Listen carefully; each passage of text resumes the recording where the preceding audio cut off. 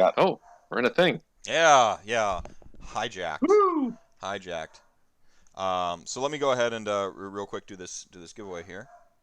My dogs need to go out, so you can hear Mochi, that's the corgi, informing me aggressively that she would like to go out now.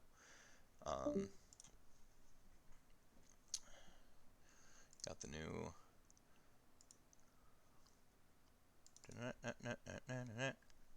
updated document here.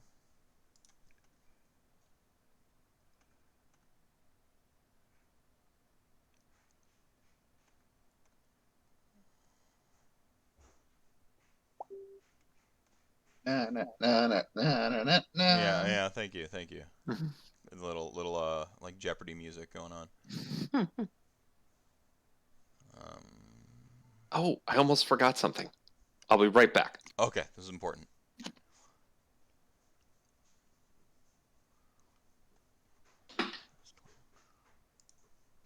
A thing I've actually been rekindling the idea of is doing DJ mixes for like people to paint to or play games to. So back in around college days ish, I used to DJ at like raves and parties and clubs and stuff like that. And I'm like, I've been like recently rekindling my love for that music, and I'm like, this could be a good like the AOS community could be a good excuse to bring that back. I don't know how people feel about that, but I don't know. It's Chat worth gang its can fun. let me know.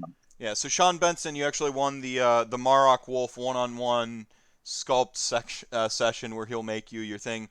I know you're in Australia there, my friend. Would you like me to do a second poll for the Midwest Meltdown thing there? He says. Or, I mean, this power is yours to do with what you wish. Do a second for the Midwest. Okay. All right, I am back. Welcome back. Oh, that was easy. Look back at my document. Alex Vanilla Sauce, who already waived his Midwest Meltdown thing. So we'll do one more because he can't international travel. And then Aaron wins that. So Aaron ? Who's been with us for a lot of this marathon. Aaron ? With the Midwest Meltdown free entry compliments of Domus. What are they doctors of? What indeed? I suspect we'll get to that shortly. Let me go ahead and... All right, Paul. Thank you so much, man. It's been fun. Good luck with everything else. All right, peace out, my friend. Can you drag Sean down? Yep, got him. There we go. Thanks. All right. Wait for his camera to load up there. I need to know what you want him to make for Sean. We will demand Sean. Oh, yeah, Sean. Yep, here he goes. All right. Good morning, doctors. Morning. Morning. Repping the Detroit shirt. That's right. And Oh, nice.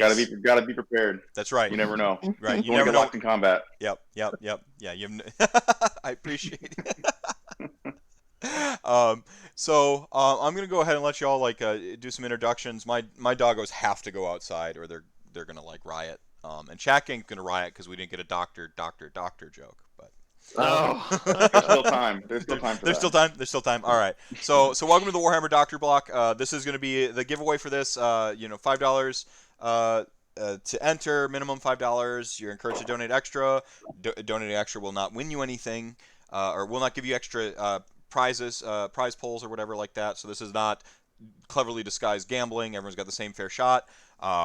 It is going to be 2 LRL boxes because we did. You can see Dr. True showing off the 2 LRL boxes because we did make that milestone very early on. So that we'll have so you'll have 2 opportunities. Oh, there we go. Yeah. Yep. Sorry. All right. So I'll let you go ahead and handle your intros. I trust y'all. And like I said, Alex. Who's in charge? Who's the ranking officer here? Ooh, I don't know. I guess how long have y'all possessed your Oh. What is that? That is This is my Ranty's Doctor Award. He did win the freshly minted. yeah, he did win. You know what? I think we got to go with. There might be a seniority here, but like I think the Ranties Award for what was the trophy? What was the? Do you remember the category you won there? I best doctor. No. Most- No, it was the joke was smarter than you and knows it award. Was that it? So the Ranties, y'all know about the Ranties. It's just a little gag I did for a really silly joke that took me 1.5 hours to get to. But I'll let y'all handle your this is democracy. There is no rank. So feel free to handle the intros. I'll be right back. We're all doctors here. It's fine. Trust us. All right, well, I'll go first since I made the point of bragging about it. I'm Dr. Alex Malonis. I'm a doctor of psychology, so I'm a clinical psychologist. And I've been playing Age of Sigmar for about 3 years now, I think. I started right around when KO started. And I play a few different armies, and I play in the U.S. Midwest. Thanks, Doctor. Mm-hmm. I'm Dr. Thank you, Sean Doctor. Clark. I have a doctorate in nuclear engineering, and I've been playing Warhammer. I guess I got into Warhammer right at the tail end of 8th edition. So I was playing my Bretonians for pretty much the last year or so of 8th edition, and then had good fun with that, and then jumped right into AOS sort of head first when it came out. Struggled through the Wild West and the open gaming and the no points and all of that, and I guess my first tournament was in 8th edition. Bits was the first one I went to, and just kind of got hooked on the tournament scene from that point, and then started going to Adepticon with the first one there in AOS, and have just been kind of running on the tournament circuit in the Midwest U.S. since then. I'm in Detroit, part of the Detroit Warhammer Club, so we try to go to as many tournaments as we can every year, and have good fun doing it. So in terms of armies, right now I have a lot of armies. But most recently, I played Skaven at Wapaka. Was playing Flesh Eaters kind of the year before that. I have a ton of death, so I played Legions of Nagash for a couple of years. I have like 12,000 points of painted death, I think, across the various factions. Also dabble in Sylvaneth. Played a game with them yesterday, which was a lot of fun. It's good to get the trees back on the table. Just a completely different feel in terms of the other armies I've been playing. So a lot of fun with that as well. And then during the lockdown, I've just been painting and building a bunch of crap. I've built an entire OBR army. I've built my Warcry. I've been building like some Shadespire stuff. Just kind of just building stuff and not really painting much. So that's kind of me. I'll pass it off to you, Doctor. Thanks, Doctor. So I'm Dr. Nick True. My PhD is in the least scientific of these areas. It's in design and informatics. So I do human-computer interaction design research. If you have an iPhone 7 or later, my work has touched your life. When it comes to Sigmar, I've had a chance to play both of these gentlemen. Great opponents, great players. I play most recently Big Wah. Before that, Slanesh, because I'm a jerk. At Wapaka, I had a chance to play an off-tournament game against Sean, and his Skaven shot me off the table, bottom of 1. You volunteered for that abuse, Nick. I did. 12 Storm Fiends took off. 6 Storm Fiends. Come on now, not that guy. Sorry, 6 Storm Fiends took off, 2 Keepers and a block of Demonettes. Yeah, it was pretty gross. Then you brought on 30 more, and they suffered the same fate. It's so good. And that was pre-nerf, by the way, pre-points nerf. So we can all agree Slanesh was fine. We can all agree Slanesh is not fine now, also, right? No, yeah, they're not now. Got into this hobby 2016 when I moved back to America. Did my PhD in Sweden. Love the Midwest scene. Try to go to as many tournaments as I can. I'm from the indie crew. Mega Boss Mike in chat. He's one of us. I don't know. I have a problem with collecting models. I'm staring at 20,000 points on unbuilt stuff on my shelf. That's me. That's amazing. I've been trying to clear my unbuilt log with this quarantine. I've got like a side project, a pile of trogs. I want to make a trog army. I don't know why. Like they're not good, but I just love the models. And I don't know. I've just been trying to play B tier armies during this time because there's no tournaments. I don't have to worry about walking home if I don't win 3 games. So I can just kind of play whatever I want. Which is why I kind of got the sudden urge to play Sylvaneth.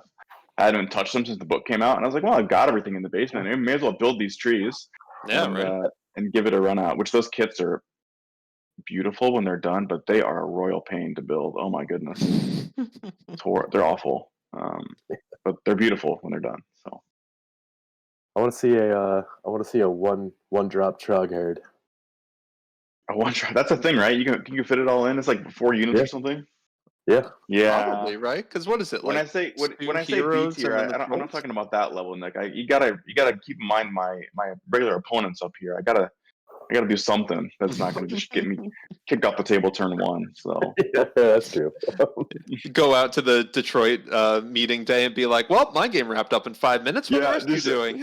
It was so weird yesterday. Because we had it's kind of a mini club day because we're all supposed to be at Meltdown this week, which is a total bummer that we can't be there. So some of us were free anyway, so we just kind of 4 of us got some tables out in the driveway and just played a game. And we meant to play 2 games, but our games were so good. Like we had one table was a KO mirror, and then I was playing against the Legions of Chaos Ascendant with my Sylvaneth, and we played Blade's Edge, which is a freaking triumph. That scenario is so good.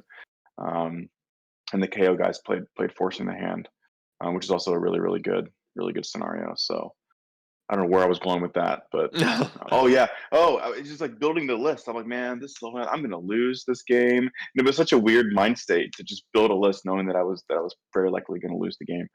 Because Sylvaneth are just not kind of where they need to be. But I think there's some legs in that book. I think they're one of the books to have a really nice set of artifacts.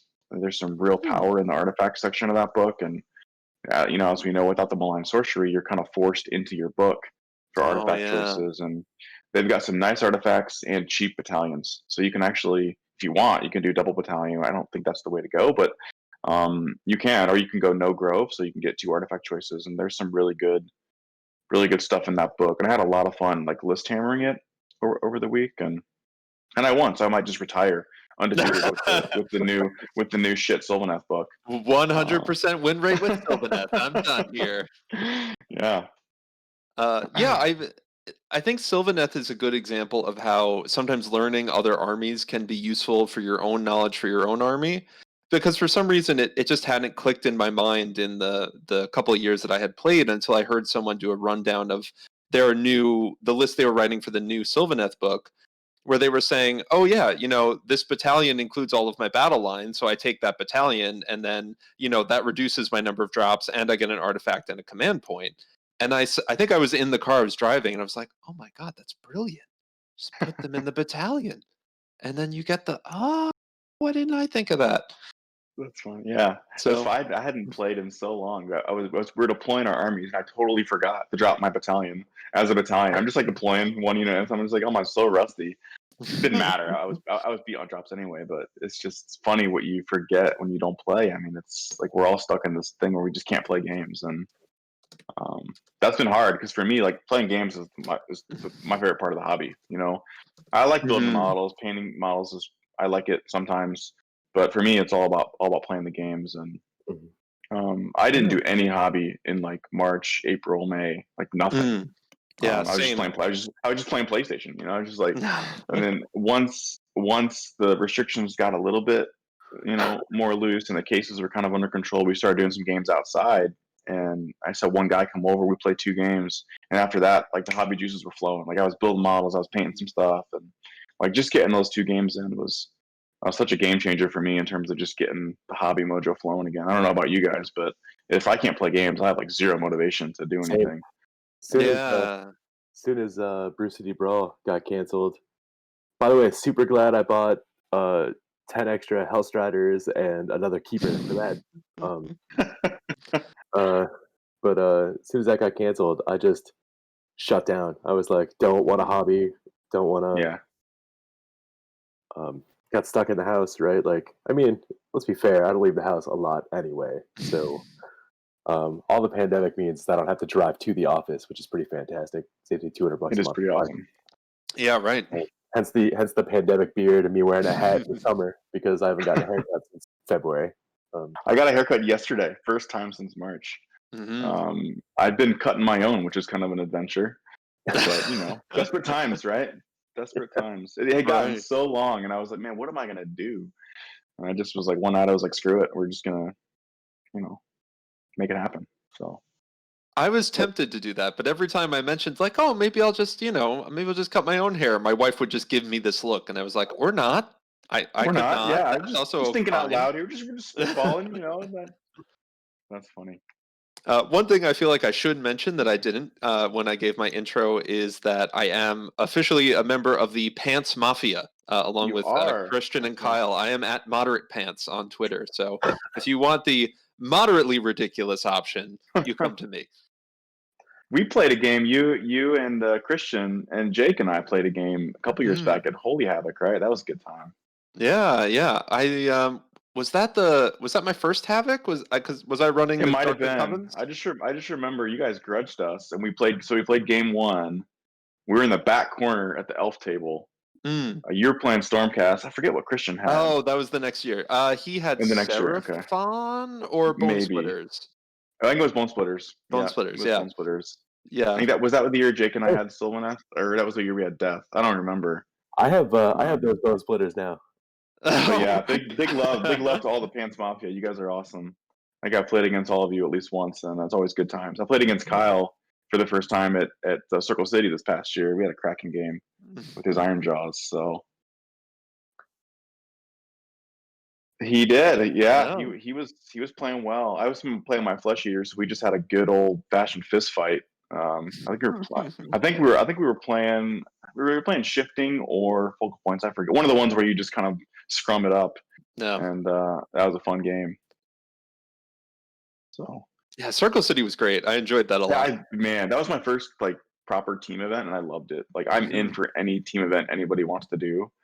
It's so much fun, like the pairings and just and frankly, I didn't play, like my list was probably the weakest of our four for that event. I had Flesh Eaters. They were kind of on the downside.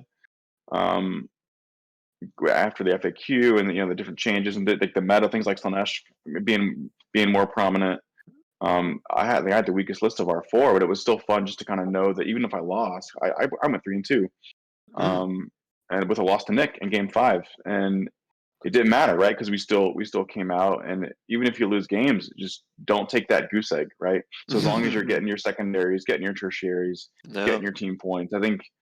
Well, that's one thing I took away from that is it's so important, and I think a big thing for our team in that event is we had no zeros. Like we lost games, but nobody ever got a zero. And I think that's so important in a team format, and more important, right? So it gives you something to play for aside from just winning the game.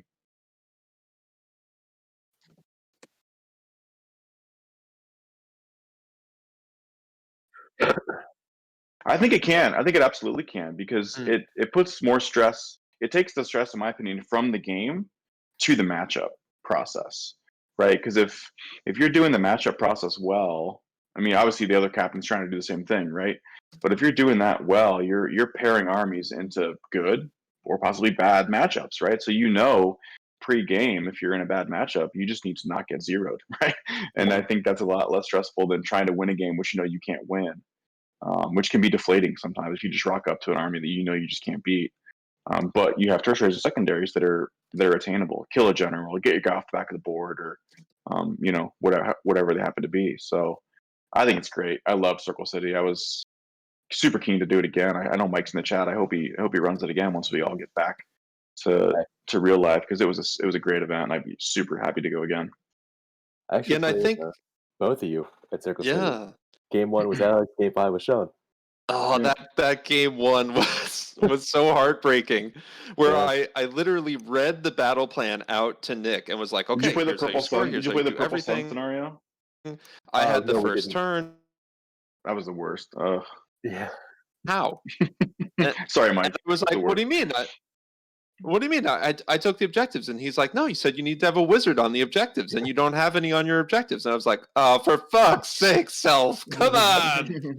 And then he's like, "Do you mind if I take the back?" I'm like, "I'm sorry, man. We talked about take back these." And No, Yeah. we had literally discussed takebacks right then. I was like, nope, that's fair. Yeah. That is fair. We discussed takebacks. Nope, that's so hoisted by my own all I had to petard. do was castle up and wait, and I did because it was a siege. With Slanesh, you were casting Yeah. up and waiting. I did. Bold. I did. That's my easiest game against Slanesh the whole tournament. Yeah. And you lost. Well, he was playing what, Change Host with like 9 endless spells. That was old Change Host, and I had at least 5 or 6 endless spells. Not sad to see that list go away. Yeah. 3 spells max. That was a personal attack by Games Workshop. Come on. Meph, you're on mute, man. Oh, I've just been enjoying. I didn't say anything that time.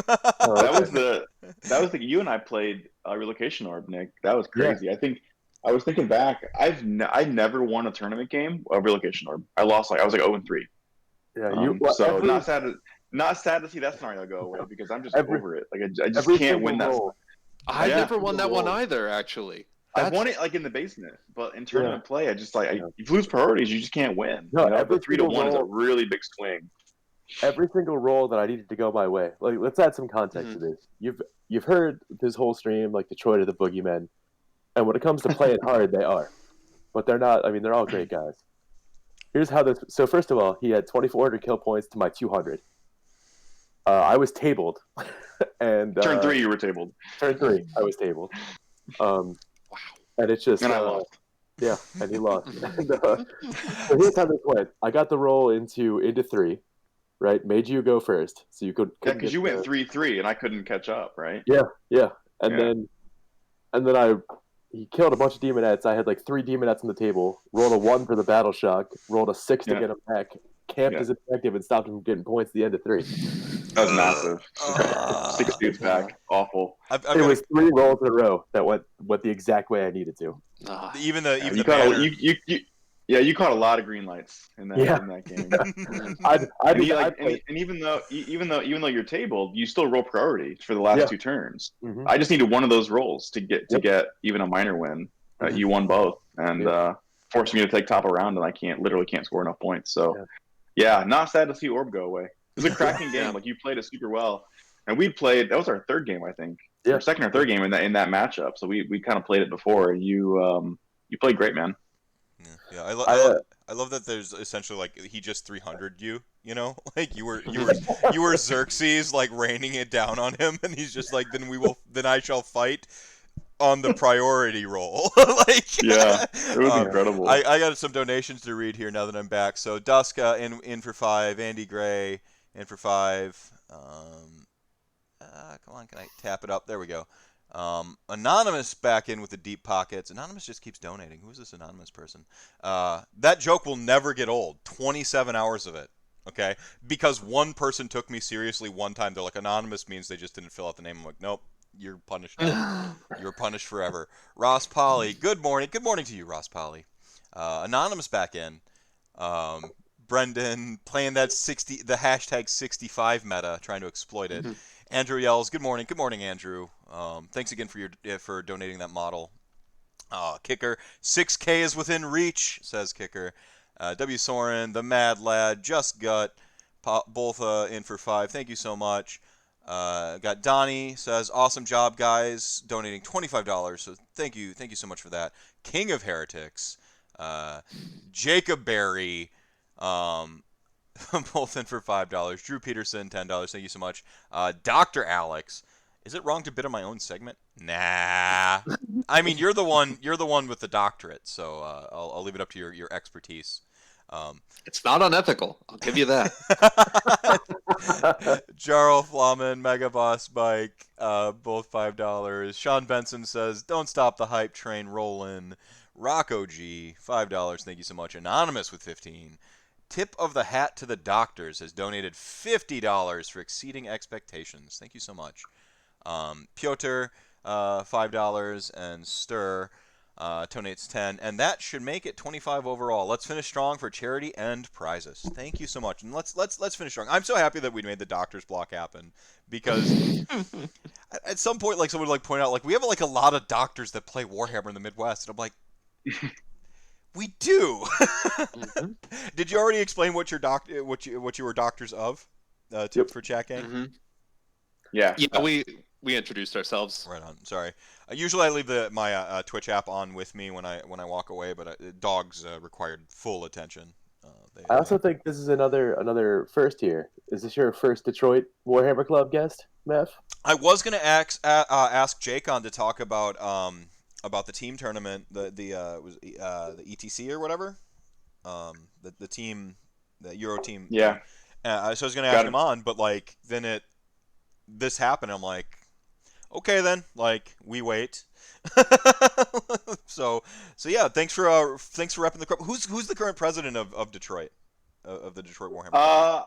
We're a democracy, but Democracy. we would probably we would cede the presidency to Brad if there was a military uprising and we needed a emergency power.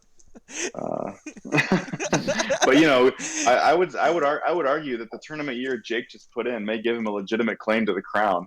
He was just killing it. He won like 4 events in for the end of the year. He got a everything he showed award, up too. to. He won. He just kind of I think he might have got a he did a hobby award for his doc Got a as hobby well. award? Yeah, Got a hobby award too. which is an amazing Yeah. army. If you've not seen it, check out his Twitter. He converted all of his Daughters of Cain using Carrick Acolytes as the kind of the base model for it, but then he got some kind of third-party heads and custom sculpted cloaks and just kind of a real 300 Roman Legion sort of feel to it. It's dope. If you've not seen it, check out his Twitter. Mhm. Shout out to Jake, hobby hero. Hobby hero. Confirmed. Hey, Confirmed. when Detroit starts winning hobby awards, Yeah, there's Yeah. no awards left for the rest of us at that That's point. not in my future. Hobby award is not in my future. My painting has definitely come a little ways, but it's not. Oh, man, my your thing. rats look fantastic. I really like. Yeah, I appreciate that. ankle, man. It almost killed me painting them all. I painted them all in like 6 weeks. It was a lot of rats, but I really want to play the army. I think that's a great book, and there's a lot of variety in that book, and you can do a lot of different things with it, and it's just fun. So, and I know how much Brendan hates Skaven, which is the other reason I wanted to bring it along, just cherry to on absolutely troll Brendan. Cherry on top. Well, the greatest, and I'm sure you already mentioned it, but it bears repeating here. But one of my favorite sort of like outsider looking into the Age of Sigmar community memories, like where you're just like, this is Age of Sigmar, is the photo of just Detroit and Brendan all with Nagash at Midwest Meltdown, and it's not just the like that it's all Nagash all the time. It's the whole story in essentially trolling Brendan, and that's the kind of gamesmanship I love. Like I love that. Like Yeah, it just kind of happened in a chat one day. We were just talking about wouldn't it be funny if we all brought Nagash. And again, shout out to hobby hero Jake. He hopped on board, bought in the gash, painted the whole army in like less than a month, just so he could bring in the gash to Meltdown to troll Brendan. So That was almost the team's plan for Circle City as well. I got roped into a chat where they were like, "Alex, do you own a Nagash?" And I'm like, "I don't even own a skeleton. Why would I own a Nagash?" And he's like, "Don't worry, I got you. I got a spare." you got a spare. That's amazing. Nagash was the first tournament army I played in Age of Sigmar. really? Because we were because we had done some local stuff, but the first Adepticon I brought Nagash. I bought him and painted him for that event because we were using one of those Wild West point systems, and Nagash was like super bent, like like 500 points, and got like an extra 1,000 points of free summoning or something. It was ridiculous. So yeah, he kind of got me. He got my power gaming streak off to the right start, and I've had a kind of a spot for him ever since. He's unfortunately now he's kind of unplayable. Unfortunately, I know we kind of talked about the woes of OBR and the gash lists last night, but he's in a tough spot now with it without the +1 save and 900 points. It's just it's a lot for a model that doesn't do much for the army. To be honest, you don't get RDP from him really unless you cast a spell, and his command ability is fine, right?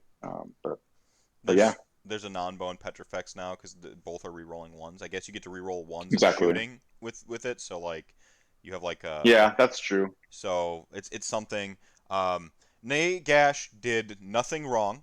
I'm gonna say that. But the nerf to Petrifex, I'm financially obligated to say, was weird. I think I would like to provide the counterpoint that as someone who spent probably about a year after AOS 2 trying to kill Nagash and failing every time, good riddance to the bony son of a bitch. actually I think there's legs in Petrifex now with like a Death Rider based build. Because clearly with the guard get reroll saves anyway, basically, so the reroll ones is pointless, but the horses don't, right? Right. So I wrote a list the other day. I think it was Liege, Double Shaper, 2 tens of horses, 2 tens of guard, 2 crawlers, and a lance. Yeah. And I think it also had the Nightmare Predator, I think, in there as well. In Petrifex. So those horses are coming in with Ren 2. So I think there's some legs there if you want to do a horse based build. Well, I don't think the problem is that My Petrifex. notebook, Sean. I think the problem isn't that Petrifex isn't like viable anymore. I think there's a disconnect between Petrifex suddenly being the offensive one, and Mortis Praetorians kind of being the defensive one, and Right. Ivory Host being pretty much non-playable. And so it's like It's not playable. in that respect where you're like, oh, the defense ones made out of petrified Godbone have the bonus rend, and you're like, No, they hit harder. It's petrified. yeah, bludgeon. that's why what it is. Yeah, That's called bludgeon, right? They Yeah. hit harder than the ones that are insensate with rage and trying to just like literally leap into the enemy lines and tear them apart. yeah. I really want to play that. Skeletons don't have muscles, so when skeletons get angry, they're still swinging magically, right? It's not like I guess that's true. It's like there's I nothing do to like actually. that. Yeah. I do love in that book that everything like hits on 2s, but the wound on 4s because they're still skeletons. I do love that. It's a great like little inside joke, you know, like it Yeah. really is like they're still skeletons, yo, like Yeah. yeah. So yeah, I've been digging the OBR lately. I think it's such a fun army to play. It's such a unique army. I like that the units they have such a great unit autonomy that Death armies just don't have. Yes. So because they have their own death save, right? So like they can go off and do their own thing. You don't need to worry about babysitting them. So that plus the catapults is what kind of sold me on that army. It's so much fun. Well, it also it feels like your decisions are like you do have like a little bit of a currency, a little bit of a resource management. So like the RTS brain in me that loves like just a mini game of resource management. It's not over the top, but it's there, and I love that feeling that I'm making decisions with my resources. And it's kind of that different model, right? Whereas the rest of the armies are playing sort of like building resources, like, oh, I have to get CP and I have to choose when to spend them. OBR is more doing that at the list writing phase, and then it's more like worker management type games. It's I have this many points, I know I can use them all every turn, I need to protect a couple things to keep that going, but otherwise this is what I got. It creates a game within the game for your opponent too. If they're really keen, it creates targets that wouldn't necessarily be targets. If they want to reduce your RDP generation, they want to pick off small heroes or wipe small units just to get you off that RDP generation. So I think it's a great army. I love it. Yeah. That's what I'd be painting. I was probably going to bring it to Meltdown if I could have gotten it painted in time. That was probably my plan. Mike Wessendorf in the chat, I think, addressed you, Sean. 5-0, 4-1, 3-2 at events. What do you guys define as non-playable? Oh, okay. Well, you mull that over. Unbelievable. You mull that over. Let me read some of these more donations that came in here. Make sure I got left off. Story we already read. Brian K88 donates $5. Says, "Morning, my man. Congrats on everything. # free Petrifex." Come on, free Petrifex. Beamer91, $10. Thank you so much. Anton, thank you so much for the $5. Paul, thank you for the $5. Donnie, thank you for the $5. Shannon, 25. Thank you so much. That'll enter you to win both these for the block and the OBR. Christian Ware, $5. Thank you so much. Thundercake, which is just becoming like a. Here we go. Boom, boom, rattle, rattle. Here comes the Thunder Cattle. Thank you so much for that. That little rhyme brightens my day. Jake, speaking of, from earlier, $30. Let's go. So now I've bought some. Aaron ? Thank you for the $5 and congratulations on your Midwest Meltdown entry provided by Domus last block. So, and thank you for the follow, Wub.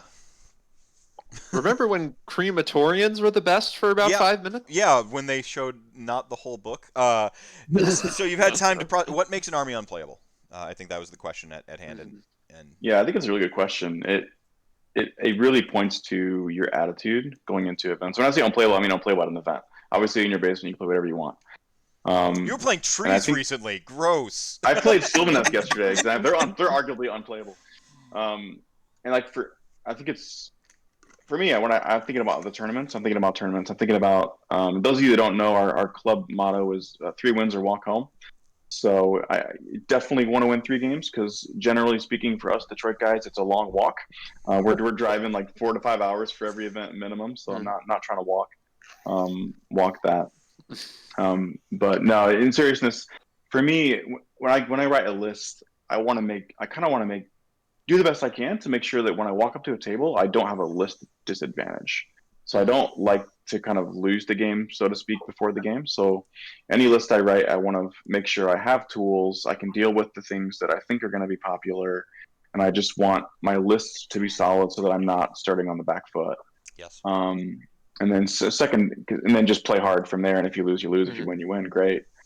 And then as far as tournaments go, to Mike's question, 3-2, 4-1, 5-0. My goal, honestly, is always to win 4 games. Doesn't always happen, but my goal is always to win 4. It's never to win 5, because I think going to a tournament, especially in this environment in Sigmar, trying to win 5 is really tough at the list stage because there's so many things in the meta that are just challenging. So I always show up with the goal to win 4 games is my personal goal. And if I win 5, great. If I win 3, great as well, right? But that's kind of when I say unplayable, I kind of mean very slim chance of winning 4 games. Like you need a lot of luck to win 4 games. I think a good player can win 3 games with most armies in Age of Sigmar. If you with a thoughtful list and well played, I think there's not many armies. I think within reason that are going to rock up and not have at least a chance to win 3 games in a 5-game tournament. I really like that classification of that you broke it down. When you say unplayable, you're not saying unplayable. You're saying doesn't give me like an even shot to go that formula that I'm setting out for. Because we throw around a lot of these like really weighted terms. Trap unit, unplayable army, shelf tier, like some pretty weighted language, and we often are talking through a competitive lens, even though a lot of people aren't like they're buying into the competitive dialogue. Right, our parlance of competitive play, but they're not necessarily competitive, like going to win 4 games or aiming for top tables day 2 players. They're going to see their friends again and show off their army they've been hitting a long time. It's nice if you win a trophy along the way, but that's not why I'm going. I miss my and that's not even mutually exclusive from tournament players who go to see their friends and also try to win. Like it's just we have some very weighted language, and I don't think it does justice to the sort of 3 dimensions that we exist in this hobby. Right. To add some context to Sean's list writing capabilities, the post Gristlegore nerf feck the list was Sean's list. Like the list you saw with 1 Terrorgeist, 1 Zombie Dragon, Archregent, Ghouls, Little Hero. Feast like Day. That was him. So if you saw somebody in your local meta playing that list, it's because Sean played it, won with it, and everyone saw it online. Brendan. I actually I sat down and I sort of independently arrived on that list, just kind of in just in my free time. I'm like, if I arrived to it, Brendan ripped it off, and Sean pioneered it, this is the list. This it's is good. It's I'd play it now. It's still really good. Yeah, this is the list. However, it is all player because I went 2 and 3 with that list. Yeah, you crashed the Ferrari. You wrecked the Ferrari. Wrecked the Ferrari. Wrecked the Ferrari. I actually I think I'm I think Flesh Eater Courts, the fact that they didn't get anything this pass through, they've stayed the same since the last GHB, is a real. That feels like it's a little bit of a red flag for me because I feel like a lot has changed in one entire calendar year, and I don't know that they're still sitting at the top table. They're certainly not S tier anymore, and I wonder if they're on the bottom, trending down on the bottom side of A or even into B. What do you think, Nick? I don't know. I think that I think that list has play still. Yeah. Okay. All right. I mean, it's always gonna have a puncher's chance because you can still just like crap out like. Well, losing Ragged Cloak was huge. Yeah, I was just going to say, it took a little bit of a hit in this GHB with the loss of the artifacts, whether it's Ragged Cloak or I always put the Doppelganger Cloak, either one. They're both great shouts. And also the Terrorgeist losing his double DPR save hurts. Obviously the 5-up's nice, but it's not because of the 5-up 6-up, right? So I think it took a little bit of a hit, but a lot of armies did, but some are going to feel it more than others in terms of loss of artifacts and whatnot. But I'd still be happy playing that army. I'd rock up to an event with it, no problem. I think it's probably 3.5 win army at this point. Going to win 3 games, 50-50 shot to get a 4th. Probably not going to get a 5th. Too much shooting in the meta, whether it's KO or LRL or whatever. So, or Sylvaneth, apparently. They're amazing. Undefeated, by the way. On the back of those OP Kurnoths and the need of a nerf for Lariel, right? Yeah. Lariel. I really wanted to play her yesterday, but I just couldn't bring up the courage to put her on the table. It's such a liability, man. As Brennan just said in the chat, right? If you switch to Feast Days and a Gristle Gore, maybe drop the Zombie Dragon, throw it into the Terrorgeist, you got a lot more offensive power. Yeah, and good shot too on Dermal Robe. Dermal Robe is definitely back on the menu with the artifact change. It's +1 to cast, unbinded the spell for those of you that don't know. It's super good for an army that relies heavily on getting its spells off. So having that +1 to cast, and the entire army casts on a 6. So with a +1, it's pretty nice. Yeah, and you can grab a trait for +1 on that. Like it's gonna be on your Arch Regent too, so you can be. If you do Feast Day, you can do that as well. Yeah. And even make him +2, which makes that rolling that 6 a lot easier. And a big block of ghouls attacking twice is no joke. It's absolutely no joke. Absolutely, 40 ghouls attacking twice with +3 attacks will carve up a lot of things. I played I think it was Meltdown. I played one of the guys from Grimdark, the cop, Greg Dupuis. Dupuis? Yeah. He charged Thankle into a block of 30 ghouls and attacked somewhere else first. I was like, that's a mistake. He's like, Thankle's fine. He's got a 5-up, 5-up. I'm like, okay. Just drug him down. Yeah. Just that 400-point model just evaporated. So I got some donations here. 13 rolls, $5. Thank you so much. Big meat with the big donation of $25. Detroit versus everybody. Shout out to Colin. And then we've got Chaos Spawn Wargaming Nuke Doctor. Thank you so much for the donation. Hey, someone's got to win these LRL boxes. May as well be me. Tipper LOL and Kyle Knapp, all with $5. Thank you so much. Detroit, the real monsters. We came into this block with zero plan, Meth. Yeah, I know. Yeah, we're just here to talk Hammer. I'll talk. Yeah. Well, that's the beauty of it. It's crazy to talk Flesh Eaters. It's been a minute since I thought about that army. Yeah. I loved painting it. It's really funny. I built that army. I played it at PACA last year. I painted it over the Christmas holiday, and it was going to be my club day army, just kind of to muck about, play some games, And then the book came out, and I was like, oh shit, this army's amazing. There you. Oh no, we dropped out again. So hey, that was a gift from the heavens. Pre-nerf they were still good, but when the book came out, they were just amazing. Pre-nerf Gristlegore was the single most oppressive army. Most MVP. Yeah, I played it. I played the army at Holy Wars the week or 2 weeks after the book came out, and I was just rolling people. It's just that you're right. Pre-nerf Gristlegore was just gross. Slash. I think it got hit. It got hit a little bit hard with the nerf, but I think it was fair. I think it's still really strong. But yeah, go ahead, man. No, I was just thinking about Slanesh. I feel like the numbers were the numbers said this was the better army, right? It crested at a higher win rate or win percentage. But I've never felt oppressed by Slanesh. I felt I and not because I bought into the fallacies of oh, it's fine or kill the heroes or anything like that. But yeah, okay, they have a flying model. I can deal with a flying model. The rest, it's just speed bumps and chaff and playing the table. Flesh Eater Courts, you could not run, you could not hide.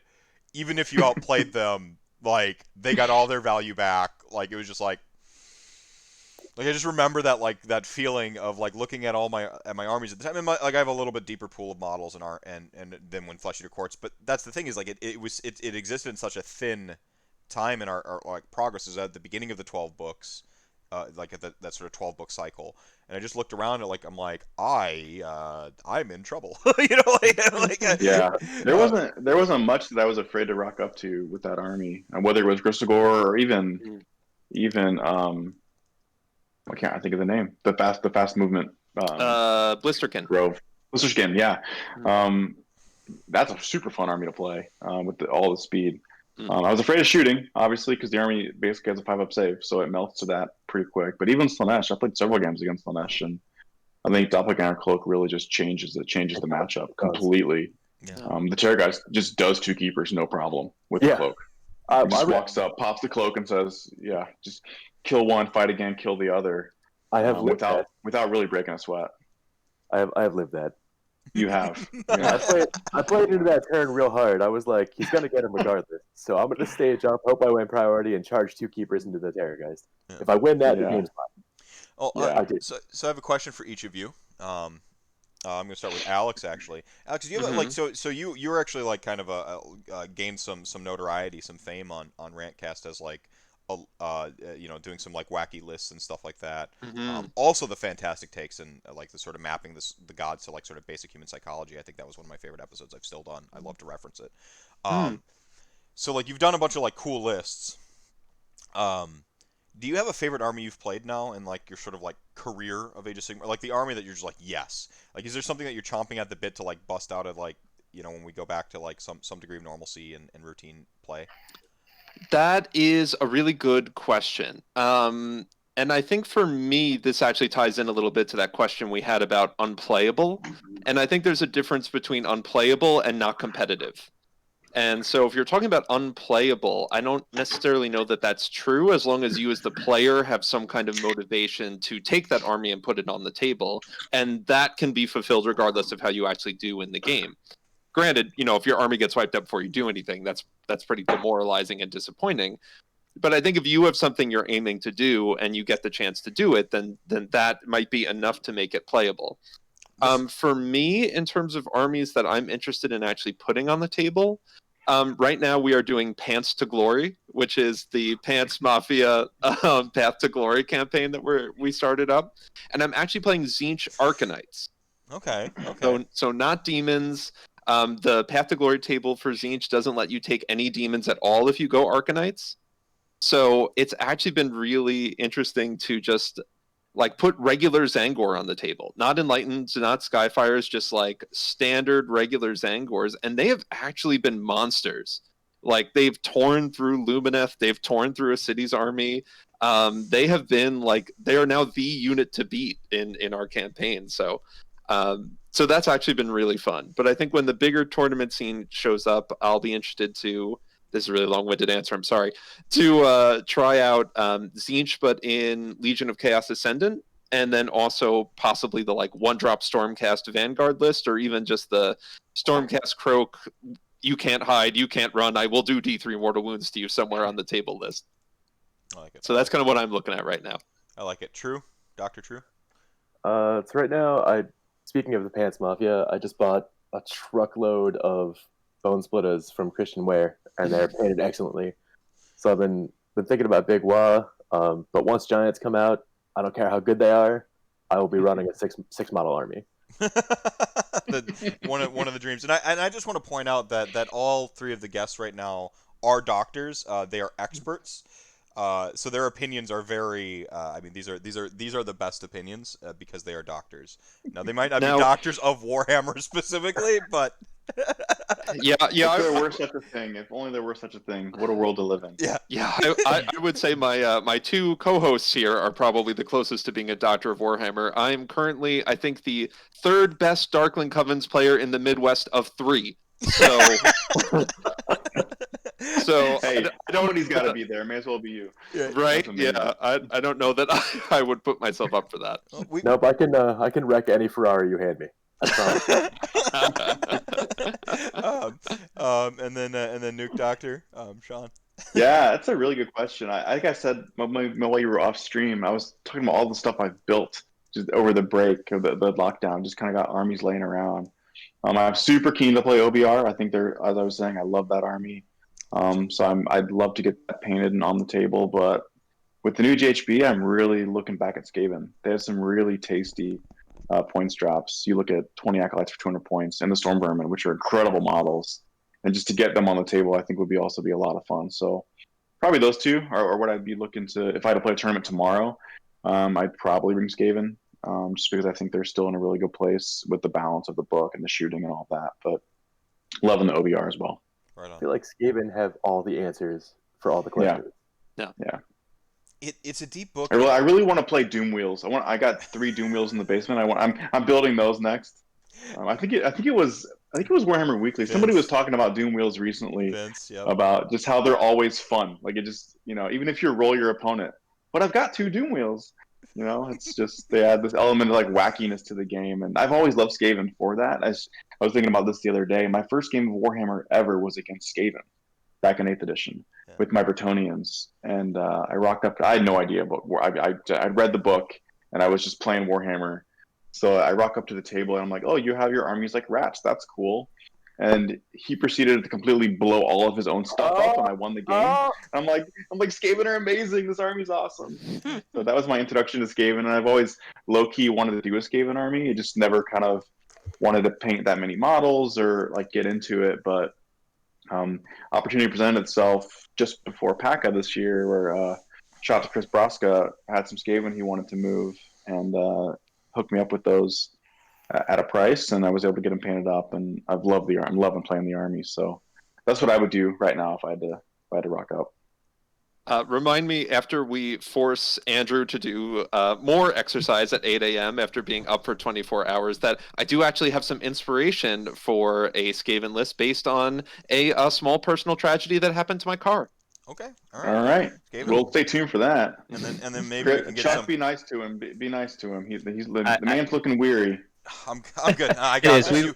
We're gonna keep the upper body. then I have a question for you, Andrew. You Yes, sir. survived the Pepsi milk, so Yeah, the Pepsi milk was. I still feel it inside me.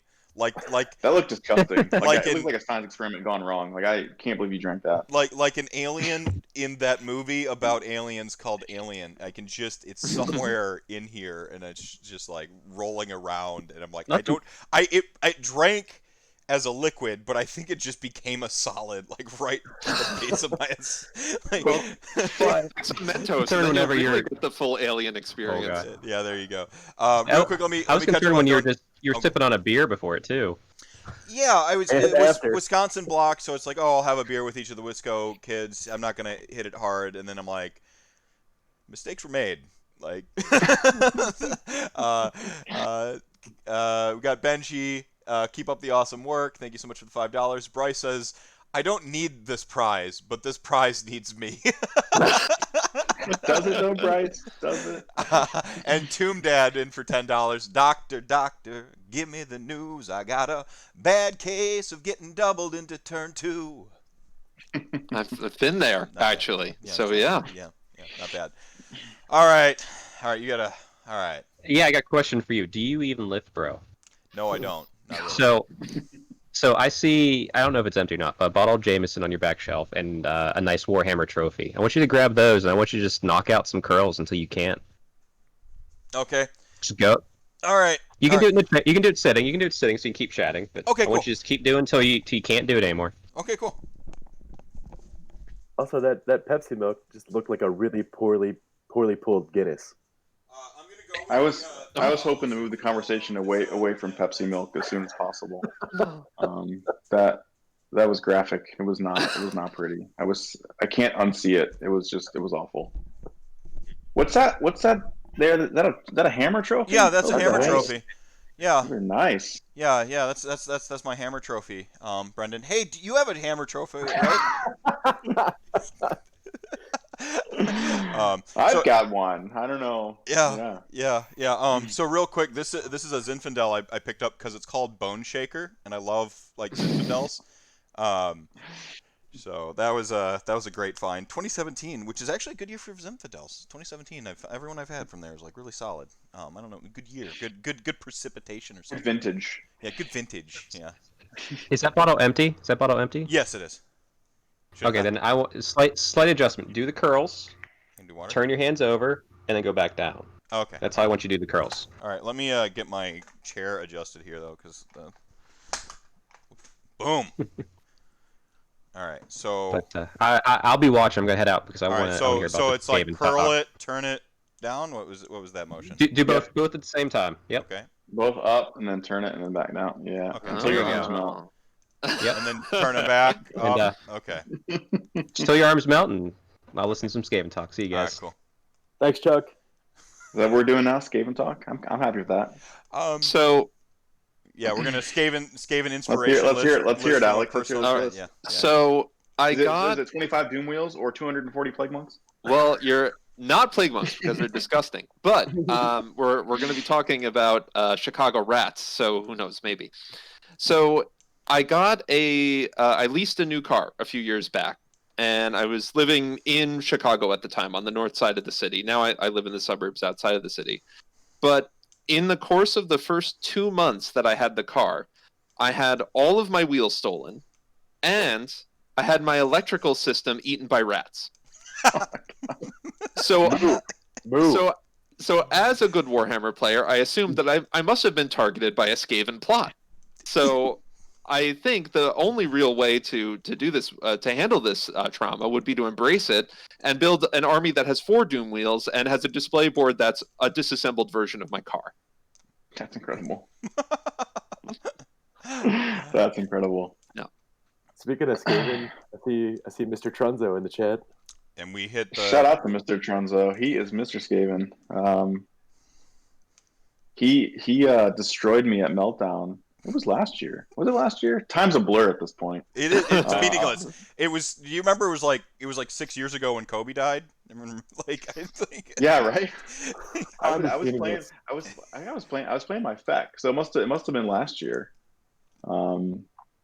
Yeah, I deployed really poorly. Decided to take top of 1 to fix my own deployment, and made matters even worse. Then got doubled, then got tabled. So it was one of the quickest games I've played in a while. So shout out to Mr. Trunzo. He came in second at Adepticon, maybe that same year. Packer. Yeah. Yeah, like with Skaven, I think. Yeah. Got best, Yeah, best he and I guy. played some amazing games. I love playing against Trunzo. We've played several games, and with the exception of that one, they've all been super tight. And, that was my own undoing, which we've all been there. Well, it's really that was a bummer. It was a bummer to lose that game because if I'd have won that game that year at Meltdown, we would have had Detroit 1, 2, 3, 4 with all 4 Grand Alliances. But unfortunately, I let us down with my terrible performance game 5. But So this conversation Was conversation is not instilling any confidence in me for when I eventually move to Toledo, Ohio, and the Detroit crew becomes the closest Warhammer group to me, because 3 and 2 is like a good tournament for me. A whetstone. we can whip you into shape. Yeah, we can whip you into shape. You like when it is only whetstones, everything looks like a sword, and you will be sharpened one way or another. It's true. It's so true. If you have a hobby or a sports award, you're exempt from the walk home, right? Like That's right. There's an asterisk. It's 3 wins or walk unless you take home a hobby award, so including sports. Hobby or sports creates a waiver. We have some club members who elect to drive themselves just to kind of create a natural workaround. Mm-hmm. So that's also, I wouldn't say we condone that, but it's been done to get around. So was there any shame on your houses brought because of the losing at PACA with the Stein hoisting? That was tough. It would have been hilarious to win best club with 3 players at PACA. But shout out to Colin. Right, I gotta switch from the hammer. This is wobbly. He won the pint hold the year before against Bryce, but yeah, Tup's a different animal. So he's a beast. Tup's a beast. He's a beast. So I think Colin put up an amazing fight against Tup, and I think we Colin, still came out pretty well in that tournament. So shout out. I was gonna say, shout out to Colin. Yeah, talking about Alex's comment about Detroit being the whetstone. Colin joined the club a couple years back, kind of wide-eyed and bushy tailed, and PACA was his first tournament. Not this PACA, but the one before was his first like big event. And we're trying to just help him play test games and help him with his list and everything. I did not see that kid win a game at any club day leading up to PACA. I think he was 0 forever at club days, and just rocks up to PACA and goes 4-1. So it's just. And then he was our fourth at Circle City as well. So shout out to Colin, great guy, super nice guy, and pint hold champion despite his outcome versus Tup. So Colin was done 3 minutes before he quit. Oh yeah, no, that was all willpower. He stuck it out. Yeah. It was all willpower. Yeah, it was insane. It was like if you've ever played Metal Gear Solid 4, the end where a Snake is crawling through the microwave and his health bar depletes, and then he has a will. His willpower bar replaces his health bar. That's what happened. Yeah, that's what happened. I'd like to take a minute to talk about his list for PACA too. The double idol list. Yeah. Yeah, which is, I mean, if you want to talk about a non-standard list, that's not something I've seen run. Yeah, and it went 4-1. I think I have some filled bottles of wine. I'll go grab the filled bottles of wine because I'll be at this forever. Yeah, that list is scary. That's a list we were playing obviously on club days with Colin leading up to PACA, and it's terrifying, man, to see that idol screaming across the board, flying double move flies across the board, like it's scary. And was that crash into your? Was the new book out at that point? Yeah, it was Bone Splitters with the no DPR save clan. I forget what that one's called. Nice. Jackfoot. Yeah. I think it was double idol, 220s and a cunning ruck with like 10 dudes as well, and obviously all the heroes you need. So, it was scary, man. That it's sneaky fast with the cunning ruck move to get the bows in range, and obviously the idols just kind of push them forward, create that distraction so the bows can shoot over the top. I don't think it fits anymore with the new points. I haven't ran the numbers, but yeah, good list. Rogue Idol definitely didn't need a points increase. They went up, right? 20 points. Yeah. Just to make the numbers not work. Yeah. Just enough to annoy you. Yep. Yeah. No. I'm sure there is either an intern or someone who gets close to the end of their working day or has a secret alcohol problem, and that must explain some of the random points things. So they're like, 20 points up. Sounds good. I think that thing. Health Strider, 10 points up. Because a Health Strider is useful for anything. I mean, they're fast. They're fast. That's about it, right? Yeah. They're fast. That's for sure. What do they move? 14? Yeah. 15? Something like that? Crazy. You sneeze on a Health Strider and it dies, though. That's most of the slash army, though. Yeah. For the most part. I would like to briefly use, since I'm one of the people on the show, I can just pick the questions that I want to ask. And so, sorry, chat. I'm just going to caveat that. From a fellow Pants Mafia member, how many more Morghast would a Detroit list condone?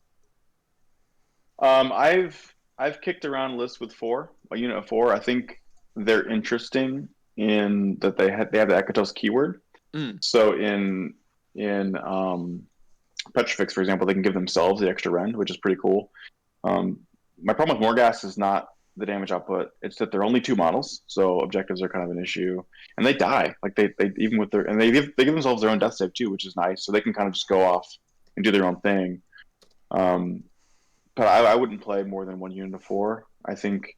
But I've also, at this point, I think I'd rather take a unit of 6 Stalkers instead of a unit of 4 Morghast. I think Stalkers are so versatile. I mean, 6 models instead of 4, right there. That's a gain, right? So and they're almost as fast with the with charge over terrain terrain and everything. Yeah, so charge over terrain if you run them in Stalyark. So I've written a list with 12 Stalkers, which I think I might just break out on a random club day. I don't really want to build 12 Stalkers. That's the other issue is it's like punishment to build those things.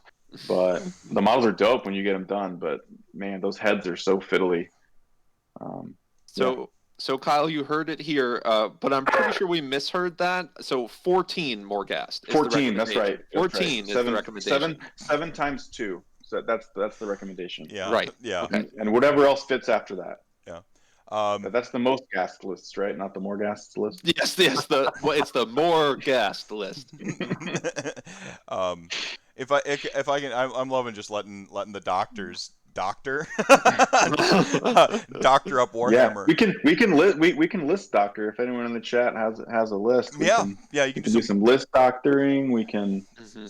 We have no agenda here. We just came on to talk hammer. Yeah, there you go. And I do have a question, Alex, since you are actually in the psych field. You mentioned what you do. It was anxiety, right? Yeah, I specialize in working with clients with anxiety. So I work with people who have generalized anxiety disorder, panic disorder. I do work with clients with more mild OCD. If it gets more intense than that, they usually need more specialized work. But yeah, if you're a nervous wreck, then you're kind of right up my alley. Any general thing to say on the cause of mental health visibility and MHA? And then, of course, the rest of the doctors can interject because you're all doctors and all experts. Yeah, absolutely. Absolutely. I think one general mental health point, if there's any sort of like broad strokes thing that I could add here, I would say that self-compassion is a great area that you can start working on right away. And it's one that it might even sound a little bit hokey, but we've actually done a lot of research on the impact of self-compassion. And it just, in pretty much all ways, being kind to yourself generally works out better than any mindset where you're overly harsh, overly critical, overly cruel to yourself. The drill instructor approach, where you try to kick your own ass, it works a little bit, but it's a lot harder on you, and the results are just not as good. So relating that background to Warhammer, I think whether you're writing a list, whether you're doing your hobby, whether you're playing games, just remind yourself to actually be kind to yourself and be kind to your opponent, and try to see where you can just enjoy yourself and make it a really positive experience, even if it's not going your way on the table. I love Chaos Spawn Wargaming says, "Love yourself like Marathi loves Marathi." Yes, absolutely, 100%. And then does Fex still have a place? We kind of touched on that, GDad. If you want to field that question. Thank you. Yeah, the comment I was trying to make before realizing it wasn't actually in the chat was I think any army that has access to tools like always strike first, attack multiple times, and the raw damage output to just delete a unit on command is an army that's gonna have some staying power. Yeah, that's right. Just before we move on, though, I just wanted to just second what you just said, Alex, about self-compassion, self-care, and enjoyment. I think at the end of the day, this is a hobby. Like, no one's out here winning millions of dollars in the tournament scene, right? We're out to have fun, and I think some people play harder lists than others. Some are there for different reasons, but I think at the end of the day, it's all about. And I think you talked about this yesterday as well. It's all about that social contract and just having a fun game. And that's something that's been kind of on the forefront of my mind as I play games and bring lists that some people may consider offensive for whatever reason. But just trying to do it, trying to do it in a way that is engaging, right, and not just kind of an NPE, just a way that we can actually play a game and roll dice and have fun. Yeah, it's super important, especially when we're taking our own time and money to go to travel to events and do all that. Nobody wants to just to spend all those resources to go and just have a terrible time. So, yeah, well said, Alex. I'm going to reference back to my previous Rankcast appearance. Mental health is something that is super important in my life. As some of you may or may not know, I'm on the autism spectrum of disorders. I have what used to be called Asperger's syndrome before they changed the name of it and ruined my world for a while.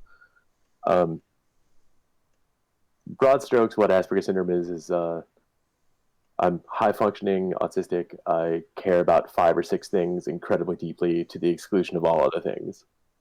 Warhammer is one of those things I care about. When I go to a tournament for a weekend, especially in the Midwest, I've already won. Even if I lose all 5 games, I've won because I get to see great people, and it's a vacation from like my work life or my social life where I can talk about something that I care about for 2 days straight with a bunch of people who aren't going to get super annoyed, and it's just I don't have to I don't have to at work. I put on a face, right? Like I consciously pretend or force myself to be more quote unquote normal.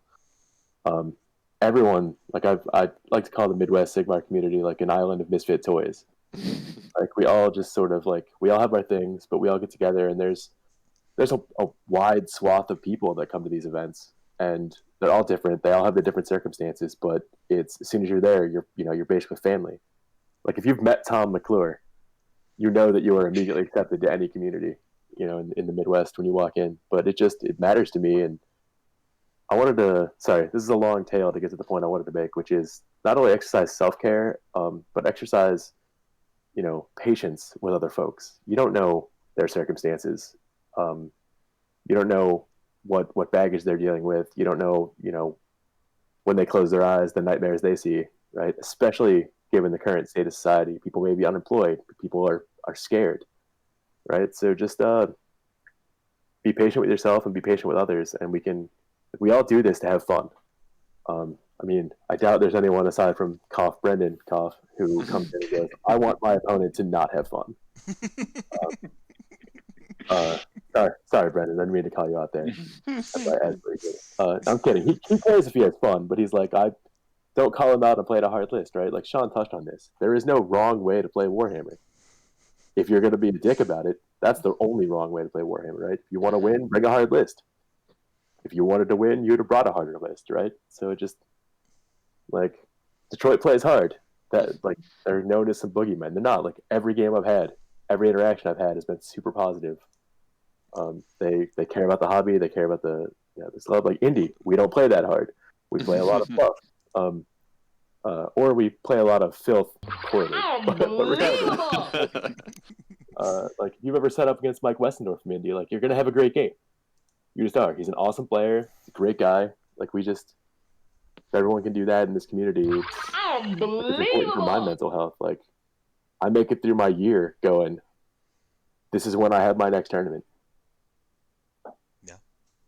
Yeah, I think it's a great point about, we don't know what other people are going through. And I think just being aware of that, and we're kind of talking about Warhammer and tournaments, but when you rock up to the table, you don't know exactly what that person's going through. You don't really know exactly what their motives are in the game. You may not know them. You may not have met them before, right? You don't know what drives their hobby. But I think rest assured, you can know that they are there that weekend to have a fun game or 5 games, right? Mm-hmm. So if you can start with that expectation and just try to make the game fun, make the interaction genuine, and just have a game, right? It's at the end of the day, it's a game, right? We're not trying to, again, no one's winning millions out here. We're here to play a game. We're pushing toy soldiers around, for crying out loud. Yeah. No. Yeah, I love it. We got some questions here from Chat Gang. G-Dad, who recently relocated to Michigan, is actually asking, how far does the Detroit meta spread out? As far as your nightmares carry you? No. How far does the Detroit meta spread out? So most of us are in kind of the greater Detroit area. I'm around Ann Arbor, so it's about kind of a half an hour or so west of Detroit. We have some guys up toward north as well. So kind of that Metro Detroit area is where most of us are. There's another group out in Lansing. They're not part of the Detroit crew, so to speak, but another really great kernel of players in Michigan. So shout out to Jeremy. Right? Yeah, shout out to Jeremy and Jeff. They run the Michigan GT as well. So I don't know where exactly you are in Michigan, bud, but there's a couple of really nice kernels of players. Also up north, Traverse City has some players as well. So we're on Facebook as well, Detroit Warhammer Club. If you want to get plugged in or want to just talk Warhammer, you can find us there as well, and we can try to point you in the right direction. Or under normal circumstances, we have kind of bi-weekly club days and kind of meetups and even host small events. Now, obviously, things are different, but yeah, man, hook up on the Facebook and we can get you connected. Wub, I feel it here, which is a weird place to feel pain. And then kind of on the on both sides of the outside of my forearm, which is also a weird place to feel pain because I didn't know that there were muscles there. I thought it was just I had a bone and I had muscle and ligament. But so yeah, I feel a little bit of a burn. Not in my bicep though. It's But it was like it was getting hard to hold them because of this weird I mean it's liquid sloshing around, and then my thumbs are just. So I think I completed the task. But for those of you wondering, I was curling a nice Cali Red 19 times with Snoop Dogg on it because it was on clearance, and a Pinot Noir rose, Villa Wolf. This is actually a German. This is some really good stuff, by the way. So if you like rosés, I recommend it. About $10 a bottle. Which is usually where I like to drink my wine at, because Yeah, you go below 10 a bottle and you really start to feel it. yeah, you get that little rock gut going on. I believe the Lansing crew is Cobra Kai. They run the Michigan GT. Yeah. Okay. Cool. They're also in the Detroit Facebook group as well. They all follow that group too. So it's kind of the place to go for kind of, I would say, Michigan Warhammer talk. Get those tannins breathing. It's interesting that there's a Traverse City group, because me and my wife go to northern Michigan every summer. So. Yeah, I'm not sure how active they are. I know there was a big group there in 8th edition. I think they're kind of splintered now in terms of the group up there. I know a couple guys, but I know certainly here Detroit and Lansing are really active in terms of playing games, running events. We have one of the local shop owners here runs an event called the Golden Rhino. I'll mention that in the chat. It's something that he runs annually. Jake and I played in it this year for the first time. I had 40 players sold out in like 20 minutes. I mean, which is pretty incredible. It's a super local event, but a lot of fun. So good things are happening around here in the Sigmar scene. Right on. Watching one of the best games I've ever seen played was Brad versus JT, that Slanesh versus Doc game. Yeah, that game was crazy. And thankfully, my game with Trunzo was over so quickly, I got to watch most of that game. Because it was the aforementioned self-imposed beatdown I gave myself. Super cagey. And JT and I played at Adepticon the year before with Flesh Eaters versus Doc. That was another game of Orb that I lost, actually. Super, super cagey. Jeremy's a great player. And the final 15 minutes of our segment will be all of us talking about all the games of Relocation Orb we lost and how bitter we are about all of them. That's it. Segment over. Yeah. Also, one of the first things I did when we got the new General's Handbook, I was talking with Christian and Kyle, and I was like pointing out little things along the way, which I usually do when like there's a new tome we're interested in. And then I got to the part where I saw Total Commitment was still in the game, and I was like, nope, screw this. It's garbage. The whole thing is garbage. Never mind. It's such a bummer for me because I love that scenario. Like, if you're not playing a deep striking army, if you just play this scenario, it's great. Like, the objectives are so far out to the sides. It's really fun. But it just kneecaps a couple of armies, namely Stormcast. I spent a year playing Stormcast, so not a fan of that one. Yeah. Well, there's no reason to punish Stormcast. I mean, they're punished enough by... Oh, the one-drop Vanguard, though. Come on now. Yeah. And the Croak list that deals like 8 or 9 D3 mortal wounds table wide is, I think, potentially got some legs too. Mm-hmm. Yeah. I think, yeah. No, go ahead. Go ahead. Go ahead. No, I was just going to say, I like the scenario. I like the idea behind it in terms of like having a scenario that really limits armies in certain ways. The issue is with Stormcast, they don't really do anything else. Like, that's their whole army. Like, weak and deep strike, that's our thing. And they're kind of in a tough spot now anyway. So to have them kind of kneecapped further by the scenario is just tough. I think in a healthy meta, I think it could be something that finds its way in tournament packs. But I think with some armies just needing that deep strike, it's kind of tough, a tough one to put in a pack. Yeah. I guess in a way, Stormcast having kind of fallen and lagged behind is actually sort of the inverse of what we see in 40K with Space Marines, because I know that the non-Space Marine players often complain that like Space Marines always get the shiny new toys and get new updates basically whenever anyone else does. Chaos gets the toys in our game. Yeah, but Stormcast really seem to have been like, you get your update when you get your update, and you'll get a couple little things along the way, and that's that. They had 2 books out quick, right? There were 2 books that came like bang bang, and then nothing since. And that altered people's perceptions, because like the joke for a long time was like, hey, like they always get a book, right? And like they double up on books, and it's like actually there's been like a pretty much a desert for them recently. Yeah. We used a few donations to read here real quick. $20 from Ziggy says, adding another $20 because, well, who couldn't do with a couple boxes of LRL? And and for a great cause. Crazy Horse $5. I need more prizes. $25 from Josh says, good work on the stream. Thank you. Thank you for the donation. $5 from Joe, 15 from Beamer, and 25 from Wrath Tank. I'm here to donate and get entered in for the OBR Hall. Well, you come to the right place. So thank you very much. You can continue now. We used to have a joke in the Pants Mafia that no matter what the rumor engine was, you always asked, "Oh, I wonder what Stormcast model this is." But we actually haven't tried that one out in, I think, since the second edition tome came out. So, yeah. I mean, it's weird because like you're talking about total commitment, and my thoughts just went to kind of like pure like Stockholm syndrome at this point. Like I'm like, yep, this is just here. Like, you know, like I'm just like I have accepted that this is here. This is a reality. This is where I live now. I don't think I've seen it in a pack actually since it came out. Really? I don't think I played an event. I don't think I played in an event that had it. I'm trying to remember. Maybe this was my perception being warped because I was playing Stormcast, but it felt like I couldn't. You played it once and it just felt like yeah. Yeah, it's like, oh, the pack is total commitment. Guess I lose that round. Yeah. All right, so we got some lists. I'm a fan of tournaments giving a pool of scenarios that say we're not going to tell you the 5 we're going to play, but we're going to tell you, here's 8 or 9, and we're going to play 5 of these. So at least you kind of know. I like that too. Yeah, I like that. I like that too. I think that's a good balance between, not making it super beardy. That like list of, even though it's not like, I think building lists and catering them to like the event is par for the course. It's just part of it. But I think it does strike a nice balance between the people who like the sort of like any given Sunday feel of a tournament pack versus the being able to prepare. So I think it's a good balance between the two. I'd be totally happy to get all 5 before the event, but I think I also, there's arguments to not do that. We got Ziggy here's Doctor need a consult on a list. I like this. Should be Doctor need a consult on a list. Thank you. So you're 3 doctors then. Wait, is this Zinch? If it is, I'll bow out. It can be Doctor. I'm tapping out of this one. I'll leave it to you, Alex. Yeah.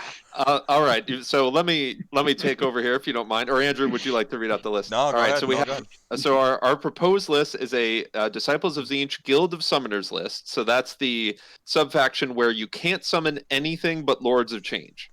And your first Lord of Change is 9, your second is 18, and then from there on, every 30 summoning points is a Lord of Change. And Ziggy is thinking of taking a Chaos Sorcerer Lord on Manticore. Interesting choice. They have a really good anti-horde spell.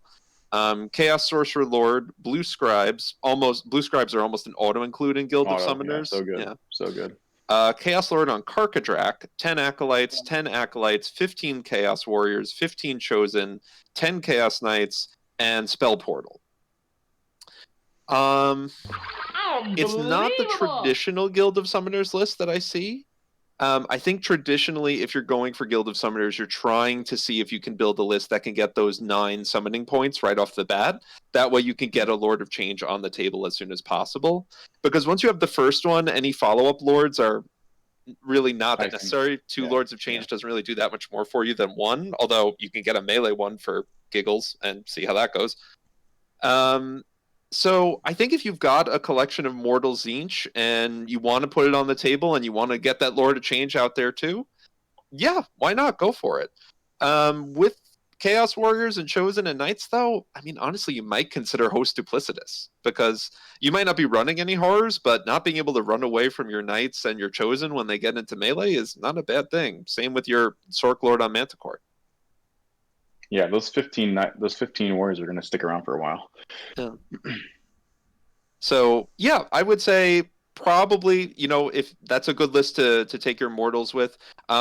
Will it survive? I'm probably not the person to let you know what a competitive list is. But I'd say you could get 2 wins with that list, probably. Yeah, that's probably fair. I think I don't know the scrolls well enough from memory to understand if this list could actually get that Lord of Change turn 1. Doesn't look like it. No, you wouldn't be able to. Yeah, I didn't think so. So for me, I think you're right, Alex. I think the feedback would be change whatever you can to kind of ensure that Lord of Change turn 1, if you want to bother to take Guild of Summoners. Because I think that's really what you're playing for with that, is that free Lord of Change. And if the list isn't geared to get that as soon as possible, you're going to be in a tough spot because you're going to start losing stuff when you look Yeah. at KO and LRL, and they're just going to pick off your pieces, and you're never going to get the Lord Change. So if you're not going to get them turn one, it's probably wise to go a different route with the Storm Host or whatever they call them in Zinch. Yeah. If you're taking a melee army, definitely consider Host Duplicitous, because not being able to retreat from your force is just such a powerful ability, and the artifacts and command traits in that are also really good, even if you never put a single horror on the table. Yeah, good shout. Good read. And horrors are ridiculous. Less ridiculous now. They are. Yeah. They're good. Yeah, they're strong. That's why I'm interested to try running them in Legion of Chaos Ascendant, so now all horrors get a 6-up. So, yes, I lose most of my good spells, but my horrors will never die. Sounds dreadful. Really the important question that's on everyone's mind, though, is cereal soup. We have doctors here that have an expert opinion. Oh, that's a tough one. Is cereal soup? I waited in chat to say that cereal is the only good cold soup. Yeah. I mean, I guess I would be inclined to agree with that it would be considered a soup. I guess it depends on your milk to cereal ratio. It could be a pudding, right? If you put the milk in and let it sit. If you only put in a little milk, it's more of a stew, maybe. Yeah, it's more of a stew. I think there's a spectrum that we can lean into in this definition. The cereal to soup spectrum, right? Like there's yeah, exactly. So real quick, Demonic Mango, $25. Thank you so much. Mangled Miniatures with 5. Thank you so much. Happy birthday. Is it still on the birthday? I'm not sure where time began and stopped, but happy birthday weekend in any case.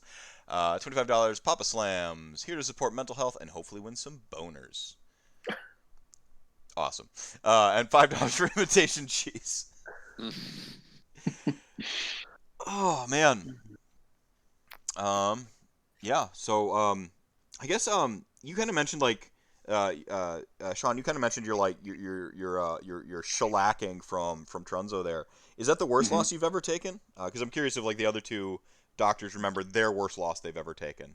I do. It was it's the worst loss I've taken in a tournament, I think, for sure. I mean, in our club days, there's some pretty rough losses get handed down as we're playing with lists. I remember one of the ones I remember the worst was when Slanesh first came out, and I was messing around with my FEC, and I had brought just kind of a mixed arms blister skin list, so I had like some horrors and some players. I'm just kind of messing around, and that army just bleeds depravity, and Brad got into me turn 1, killed a bunch of stuff, racked up a ton of depravity, and that game was over top of 2. So it can get ugly quick on Detroit club days if you're not ready. Do you re-rack and go again if like you have? Yeah. Some... Oh yeah. No, for sure. Absolutely. Okay. Especially if we're in tournament prep mode. We'll get in. We'll play for 3-4 hours, but get in like 4 games. Because at some point, there's many ways in which the first turn or two really not decides the game, but sets the tone for the game. And I think if you're trying to practice with an army, I would encourage you to practice that first turn, because really, even if that doesn't end the game, that's still going to set the tone for the game. And getting your stuff in the right place, understanding how far your stuff can move, understanding where the objectives are, what an army deployment for each scenario is super important. I know that's something that Jake and I do, is just we'll look at the scenarios and just sort out in a vacuum, how would you deploy, regardless of what's across the table. And then you can kind of go from there. You can adapt from there depending on what you're playing against. But understanding how your army needs to be put on the board is really important. And it's important for some armies more than others. But movement in Sigmar, I think, is still the most important phase. Getting your stuff in the right place to get those objectives, to take out those prime targets, and really just set yourself up for the later turns. So we play a lot of games that are just turns 1 and 2. And even if the game's not decided, we'll be... doesn't matter. We'll just re-rack a different scenario or a different, change the terrain a bit, just to kind of mix it up and really just nail down how to play in those first couple turns, because it's really important. Yeah. And obviously at a tournament, you're being courteous to your opponent and playing through, even if you you kind of know unless it's. No, absolutely. Yeah, that gets back to that. Again, we're all there to have a good time, right? We're not there to ruin anyone's hobby or take off all their toys. To keep in mind, a right. practice run, a practice spree at like a club day is going to be a lot different from just your like cordial weekend game with somebody. A conceding practice game only leads to more practice. Absolutely. I feel like I saw Javier says, "Tell them what my zombies did to your blood knights, Sean." I don't know this. Who is it? Was this Hobby Bear? Oh yeah, this was at PACA a couple of years ago. When they used to do so PACA for a while was doing a kind of a more of a con format. So you would have a 1-day 3-gamer, 1 day would be a narrative event, 1 day would be a mixed doubles event. So Brendan's talking about a mixed doubles event. So that event is still one of my favorite events in Age of Sigmar history. So you would play 3 games. Everyone brings 1,000 points. You play 3 games, and in the first game, and it's all random. So you get a random partner every round. Wow. And John Winger was running it. Shout out to John Winger. So it was incredible. So you would rock up to the table. One of the things we did was you deploy your army, but you don't know who your partner is until after you've deployed, which creates a really messed up game because like everyone deploys and you don't know if the guy to your left is your partner or your opponent, or so it's just crazy. And the second game would be just a straight up, we know pregame, Alex, you and I are playing against these two. We just play a straight up doubles game. And then round 3 was always Tramp for Treachery.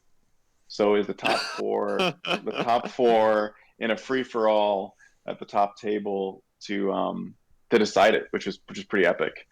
So I played that event 2 years, and both years ended up on the final TNT top table with Brad. So it was me and Brad in a free for all. And the second year, Brendan was also at our table, and I was playing Soul Blight. So I had like some Blood Knights and Unit Vargeist, and Blood Knights were just gross back then because the banner could revive stuff.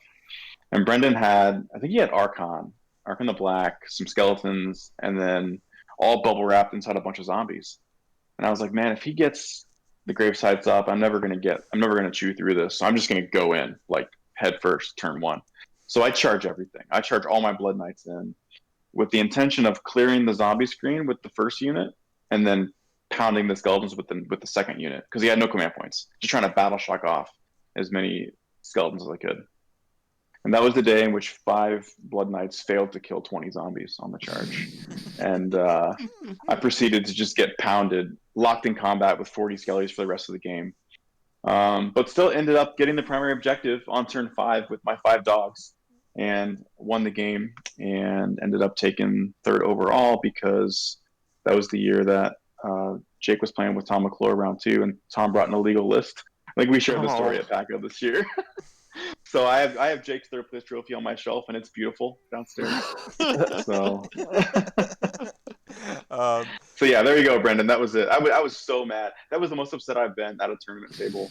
And I had not known Brendan that long at that point. I remember I walked away from the table. Like I couldn't believe it. The dice just completely let me down.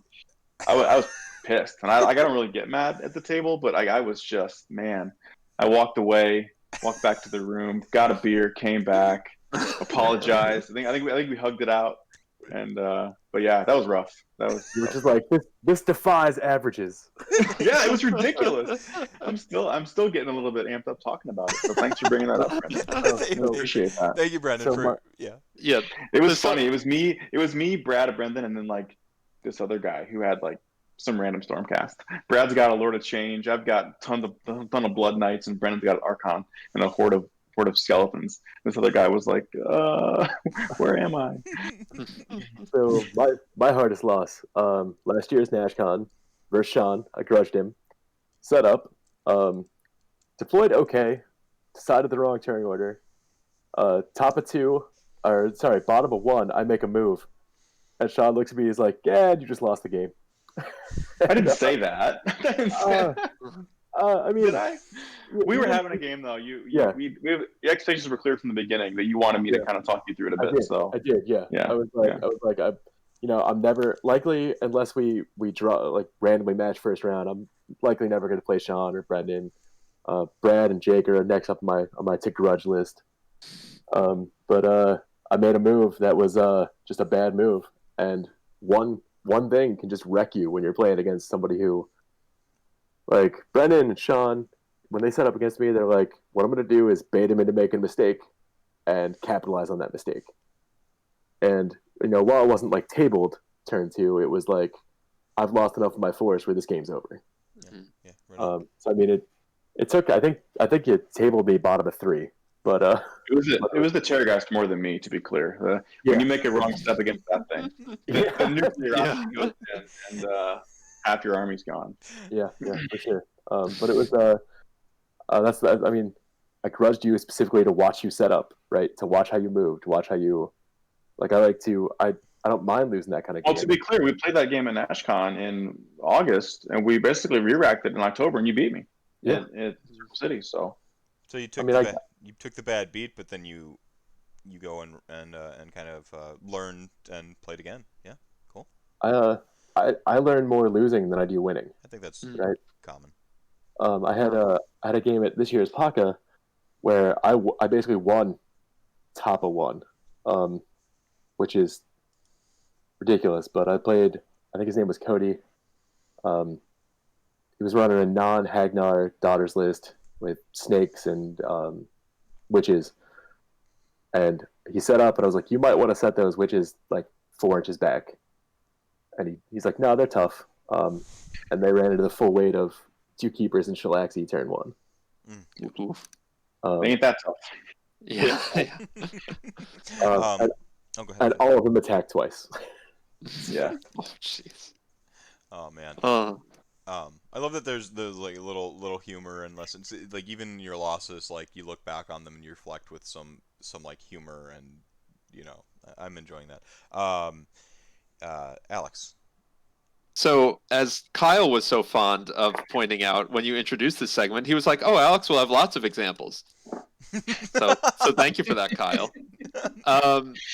But yeah, the subtext of this whole segment could have been, "What was your worst loss, and why was it to Brendan?"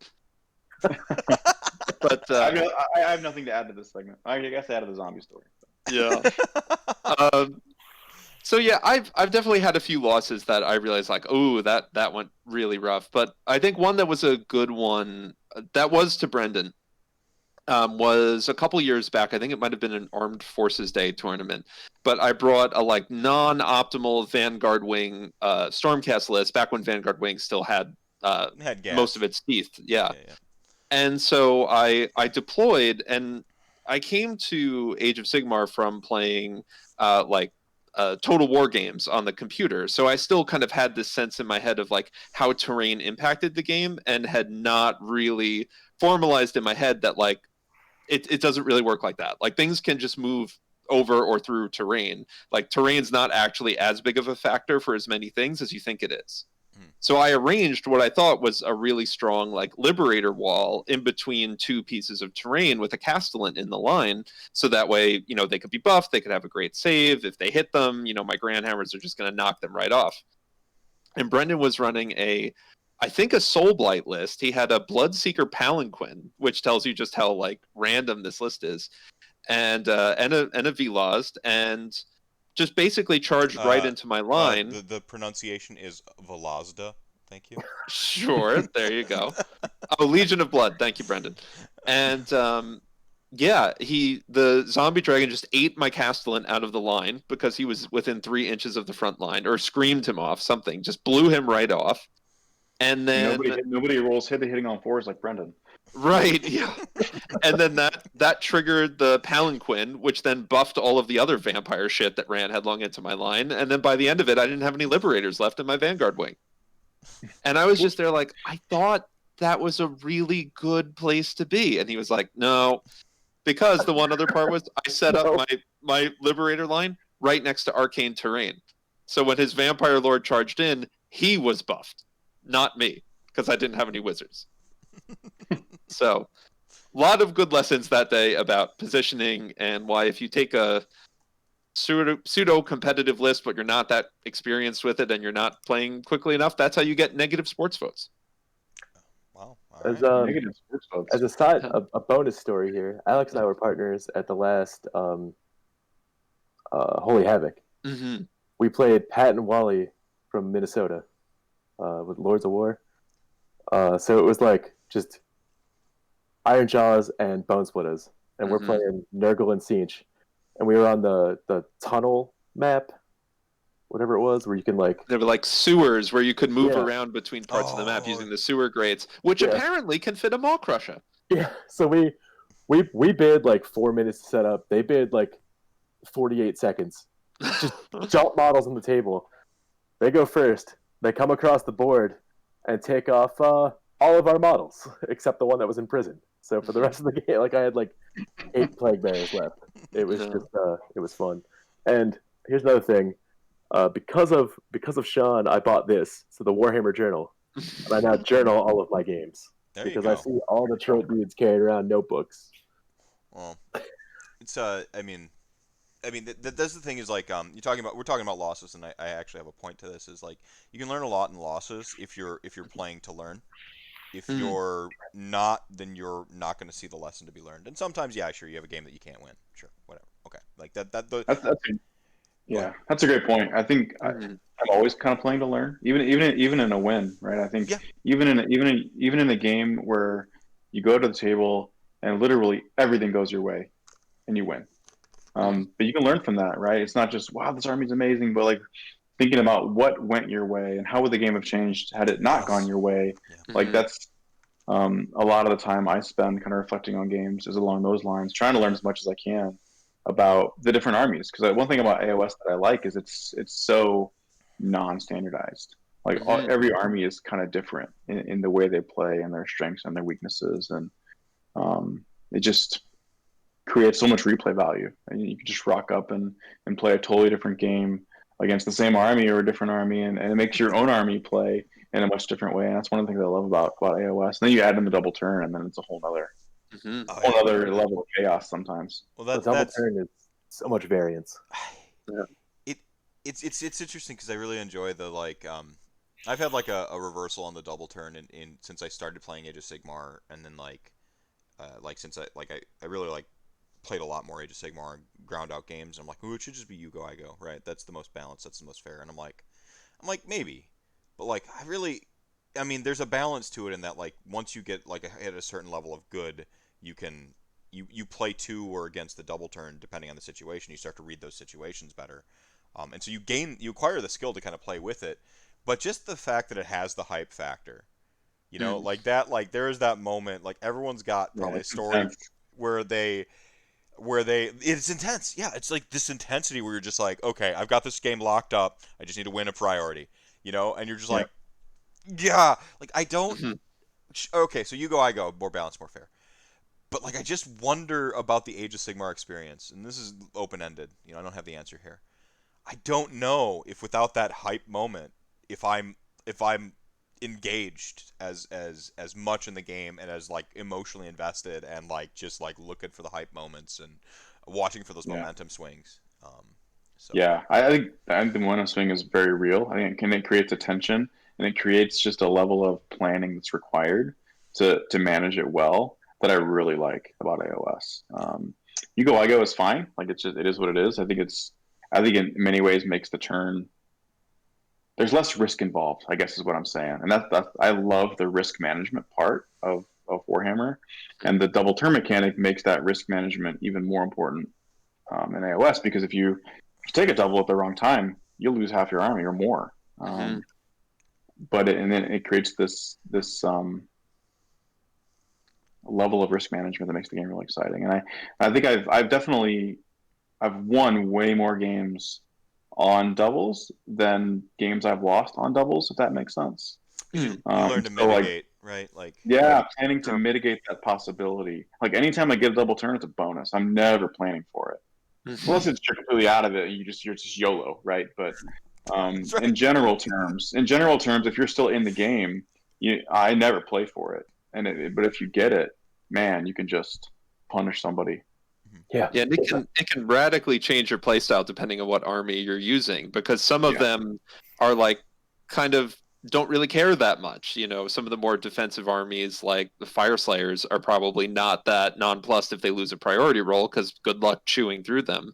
But you know, playing an army like Tzeentch, if I get unlucky on that double turn or get lucky on that double turn, that can completely swing the whole thing. A lot of the shooting armies, actually, right? Like you got that problem where, like, if you get doubled, you only got to shoot one time, right? Right. Yeah.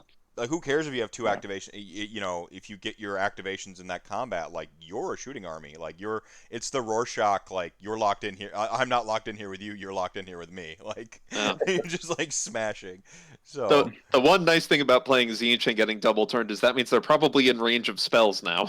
So that's the one. That's the one thing. With whatever you have left. Right? Yeah. Hopefully nothing's left to cast it. But yeah, My favorite part of the double turn is, to me, it's like, I hate it. Don't get me wrong. From a pure play perspective, I can't tell you how many times I've been like, if only, but for, right? right. But if is the biggest word in the dictionary. But thematically, it makes sense because war, or like battles of the scale that I imagine Sigmar in, would be chaotic. They would be hectic. It would be, just blood and flesh everywhere, and that can happen, right? Like, if orcs are advancing and they're building up that Wa energy, and they just go nuts, right? They're gonna attack twice in a row. I like the thematic tie-in. It's a little bit like the Battle of Helm's Deep, right? When all the orcs show up and they're like banging on the shields and stuff, and the one dude just gets thwipped, like, and then It's a great scene. it's just like, I'm like, yep, it's a lot like that, like, that's the double turn, is that, like, that tension right there where you're like, the orcs are gonna charge and, like, it's gonna be chaos, or they just thwip out of nowhere. You're like, okay, like, Yeah. yeah. I think the change was it last year where the if you're off the W, if you're on the W, you lose ties. I think it was a great change. I just kind of softened the blow a little bit, but still, it's still very much possible. That you're going to lose that priority. So it was a great change to the game. I think it kind of softened the blow a bit. yeah, absolutely. 13 and change percent doesn't seem like much, but man, it is. It is. Yeah. It's mathematically it's not that big, but morale wise, that is huge. Well, it's like, mathematically, I know that, like, the re-rolling or rolling Snake Eyes twice in a row is, like, very mathematically low. But, like, I've seen it happen in more than one game, and I've seen it happen to both players in the same game with a re-roll, and I'm like, like, there's dice. There's a reason we throw dice. Mathematically, I should pass armor saves, and yet in reality, I don't. Well, that's why I love Skaven. We're going back to, like, necroing a previous topic here in this thing. I love Skaven because they are just like, we are going to law of averages you, one way or the other. Like, we are just, it is the wrath of the law of averages, because the backswing is against them, it's crushing. Like, it's just like, we are like, let's go. Like, we've got a question here from chat, off topic. I'm looking for some good skirmish games to introduce new people to the mini hobby. Also, what is everyone's thoughts on White Dwarf skirmish rules? I'm not familiar with the White Dwarf skirmish rules, so I can maybe defer to the doctors here, or Not Is that fun. the old skirmish that they introduced a while back? Yeah. They updated the old skirmish in White Dwarf, right? Okay, I think that's right. I think there's a good suggestion here from chat. To Warcry is probably the best way to introduce problem to skirmish level stuff. Yeah, Warcry is great. I've not ever played a game of Warcry. I've kind of watched or played 2 demo games, but I bought the box set because it's incredible. The models are amazing. Yeah. The only counter would be that the rule set is completely different. So if you're trying to introduce people in a way that kind of leads them into AOS, it'll get them in from the modeling and kind of fluff aspect, which maybe that's the kind of nudge that you're looking for. But I've played games with people that don't know anything about Warhammer, but think, oh, that's really cool. I really want to play that, and we'll just rock up 1,000 points or 750 points of MSU mixed arms and with stripped away rules, and literally play movement, charging, shooting, combat. Like, that's it. No religious abilities, no artifacts, no nonsense, and just on a 4x4, right? And just get people pushing models around and getting used to rolling the dice. I've had pretty good fun doing that. And then you can kind of add stuff in, right? You can add in a magic phase next week, or add in, certain things, and add layers. But I think if you're just playing like 750 points on a 4x4 with stripped down rules, it's pretty straightforward. If anybody's trying to get into the game. the thing I like about that, Sean, is it's more representative of what playing actual Sigmar is like. Right. Mhm. Right. Because my girlfriend, who is not into Sigmar now, but tried to, and we played a game of skirmish, and I of course built her a super bent list. Like it had a couple of prosecutors in it, which are terrible, but Not in skirmish. are insane, right? Like You know what else is good in skirmish? A single Kurnoth hunter can just tank stuff with a bow, just doing work. Yeah. So it's Look how we're min-maxing AOS skirmish right now. Where is this cast gone, Meph? Save us. What happened? So there are 10 minutes left in the doctor block here. Well, now you're down to 9. We got $5 minimum will enter you for a chance to win one of the 2 boxes being offered up here by Dr. True. Min-maxing skirmish. Wow. I will say one of my favorite AOS memories is actually from skirmish. Christian and I did a skirmish campaign, and we started early in the day, and we just played all the way through. And in one of the earliest matches, it came down to my Darkling Coven sorceress versus his weird knob or something like that. And for the win, all he had to do was successfully cast that vomit spell that they have. This is circa 2 years ago, so the rules were different. But if you roll poorly on that spell, you actually do damage to yourself with the vomit. And of all the possible rolls, Christian got that one, and his orc killed himself by choking to death on his own magic vomit, giving me the win. That's amazing. Nice. I think the only time I ever played skirmish, I was playing Sylvaneth, and I had a single Kurnoth hunter that just put in all kinds of heavy work. And I had a couple tree revs. The guy that can just teleport around the board. You take the musician, and he could just jump around the board with his crazy tree rev teleport ability. Or the Judicator Prime or whatever it is. Oh God! To just save with you, an exploding arrow. Yeah. The one, just pew. Yeah. One guy. See, I think there's something like that just makes Warhammer special, competitive, whatever it is. Like, there's just something.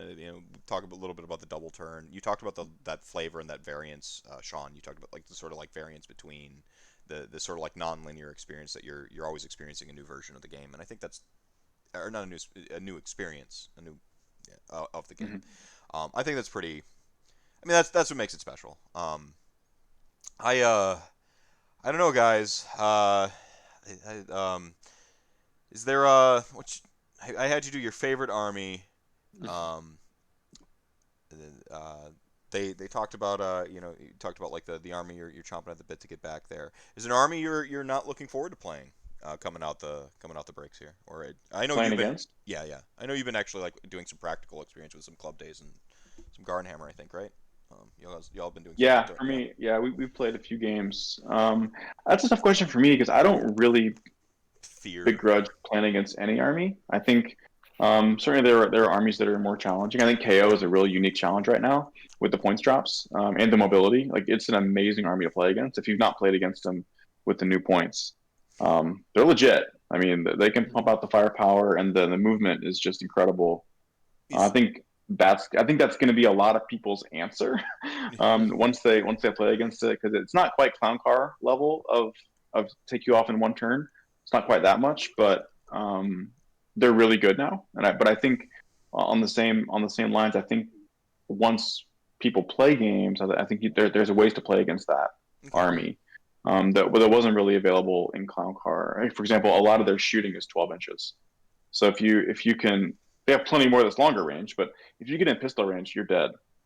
The 12-inch range of the pistols, there's just so much firepower there.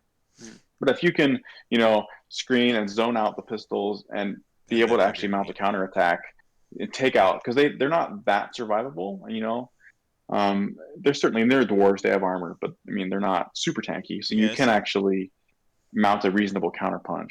But I'm pulling the doctor's prerogative and answering not your question, but answering the question I want to answer. That's what having a PhD is all about. You answer whatever question you want, regardless of what's asked. No, I love this. Yeah, this is fantastic. I that's why I kind of had the confidence I don't need to really carry this show, which is why I'm happy you guys are on second on day 2, as I'm kind of losing my faculties here. Army you're excited to play against coming out? You're just let's go. Is it also KO?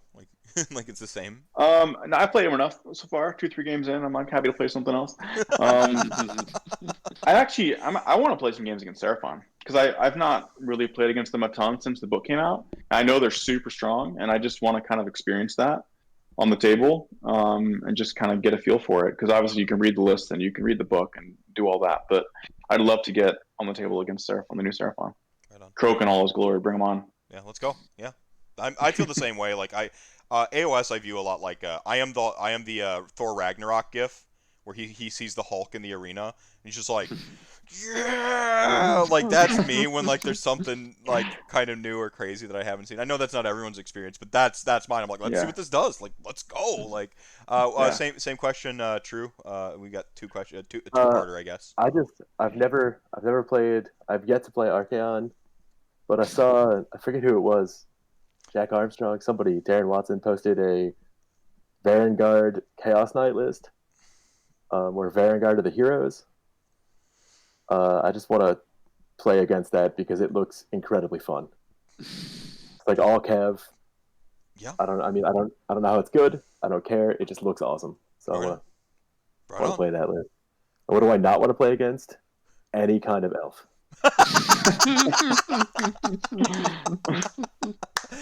I love super on brand. This is of course he's giving away 2 elves. It pained him greatly to do it, but that's how much. This is how much I believe in this cause. And you, Beth. Thank you. I really appreciate that. Dr. Malonis. I am intrigued and also frightened to play against Lumineth because as Zinch, I like my hero phase, and they don't want me to have one. So, however, their entire army are wizards, and I'm a big fan of that, and so is the Darkfire Demon Rift. So, and so are Zangor banners. So that list I talked about on Rantcast might actually have legs because all your Lumineth models are just adding on to the mortal wound checks. Yeah. But I will say that having played against both old Seraphon and new Seraphon, a Seraphon versus Change Host game, just my brain hurts so much after playing that. But it is a really interesting exercise in positioning and counter positioning and use of negative space and things like that. So, Seraphon and Lumineth, I think equal parts excited and terrified. Right on. And we got a couple minutes left, so I just want to say, and this is a rough time slot. Thank you so much for being on. Still managed to bring the energy, the humor, and insight. So thank you all so much. And Sean, I was really happy to get to like kind of talk Hammer with you at length. I think the last time was just like kind of in the barbecue joint, and a lot of. But this was a lot. This was awesome. So I really. This was great, man. I love talking Warhammer. Obviously. Thanks, Meth, for doing this. I was obviously playing a game yesterday, so I missed the beginning of the stream. I couldn't believe when I logged on. Must have been around 5. There were already almost 4,000 raised, and I was like, unbelievable. The community kind of supporting this cause and stepping up. So, big ups to you for doing this, putting this on. It's no small thing to stay up for 27 hours. I know you have a family as well, so it's not easy. So, thanks to you for putting this together, and of course. Inviting us to do this, and thanks to the community for supporting it. It's a really, really important, really awesome cause. So, thanks. Yeah. Oh. I hope this is the first of many Detroit appearances on Rantcast. I'd love to have more Detroit invading podcasts. Like they come for our trophies and our algorithms. Like,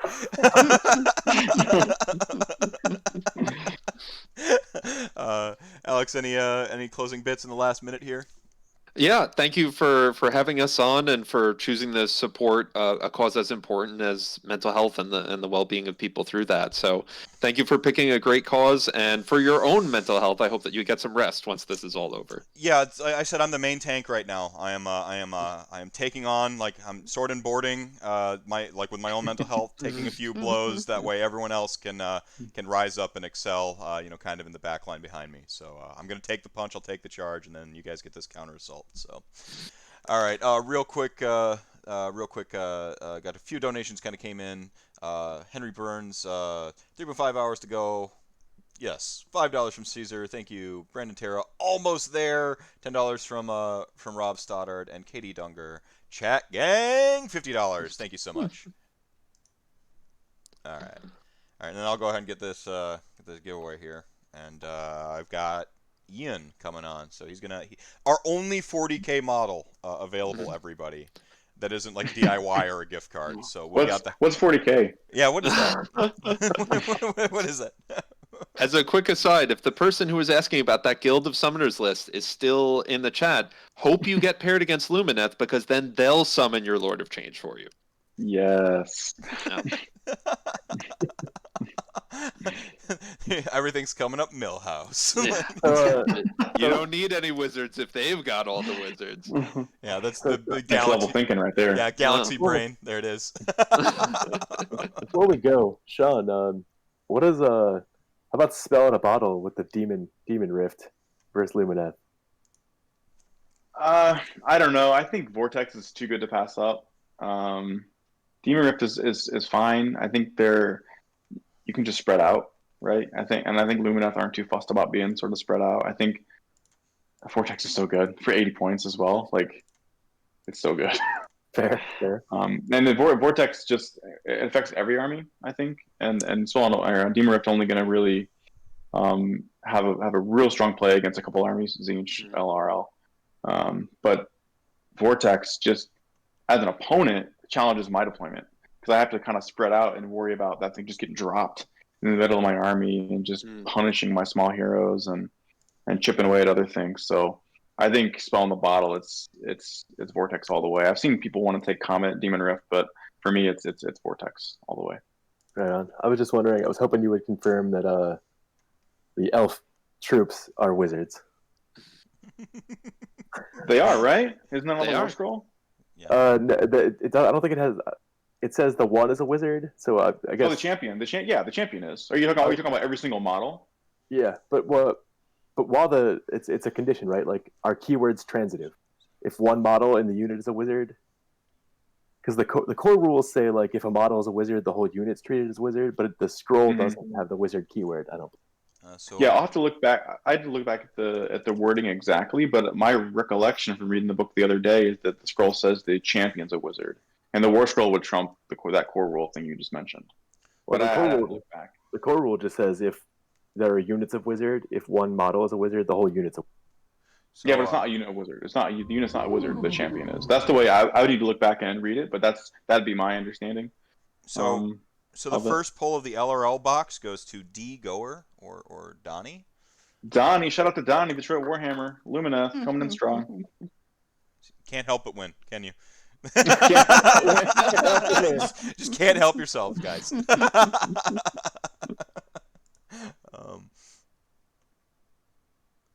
And I think as a Stormcast player, if you're considering taking Comet in the bottle, I think that's a little bit of a trap because the real power from Comet is the ability to pick it up and put it down. For sure. And so if you're playing an army that can cast it, that's really where you're going to benefit a lot. If you're just dropping it once, it's not necessarily that effective. Unless you're playing in Shaiish, everything's nullification, bro. Oh, well, yeah, there you go. That's true. But then you can't recast it, so you're kind of stuck. Yeah, that's the problem. Is if you're Stormcast, that's great. I'll drop it. I blow you up. It pulls itself off the table. And cast with Comet and Shaiish, just keep blowing it up and casting it again. I was really worried that that we would have a raffle without Christian Ware winning something, but there it is. Christian Ware, congratulations on the second LRL box. Congrats, Christian. Well done. Well, I already have his address, so we're good. There's the elves. I'll get those. I'll coordinate with you, Meph. I'll get them shipped out. Yeah, right on, dude. I'm gonna handle all this Monday when I've recovered and I have real faculties to not make like heinous errors with like bookkeeping. So, again, thank you both. I'm gonna go ahead and grab Ian real quick. Enjoy the rest of your day. Catch a nap if you need to. Whatever it is. And I'm on for soccer now. EPL Championship Sunday. Settle in. Go get that trophy. That's the Good luck with football. The football. All right, right on. Good luck with the rest of the marathon. Yeah, thank you all. Yep. And thank you again. Yeah, cheers, guys. Yeah, anytime. Bye. Bye-bye.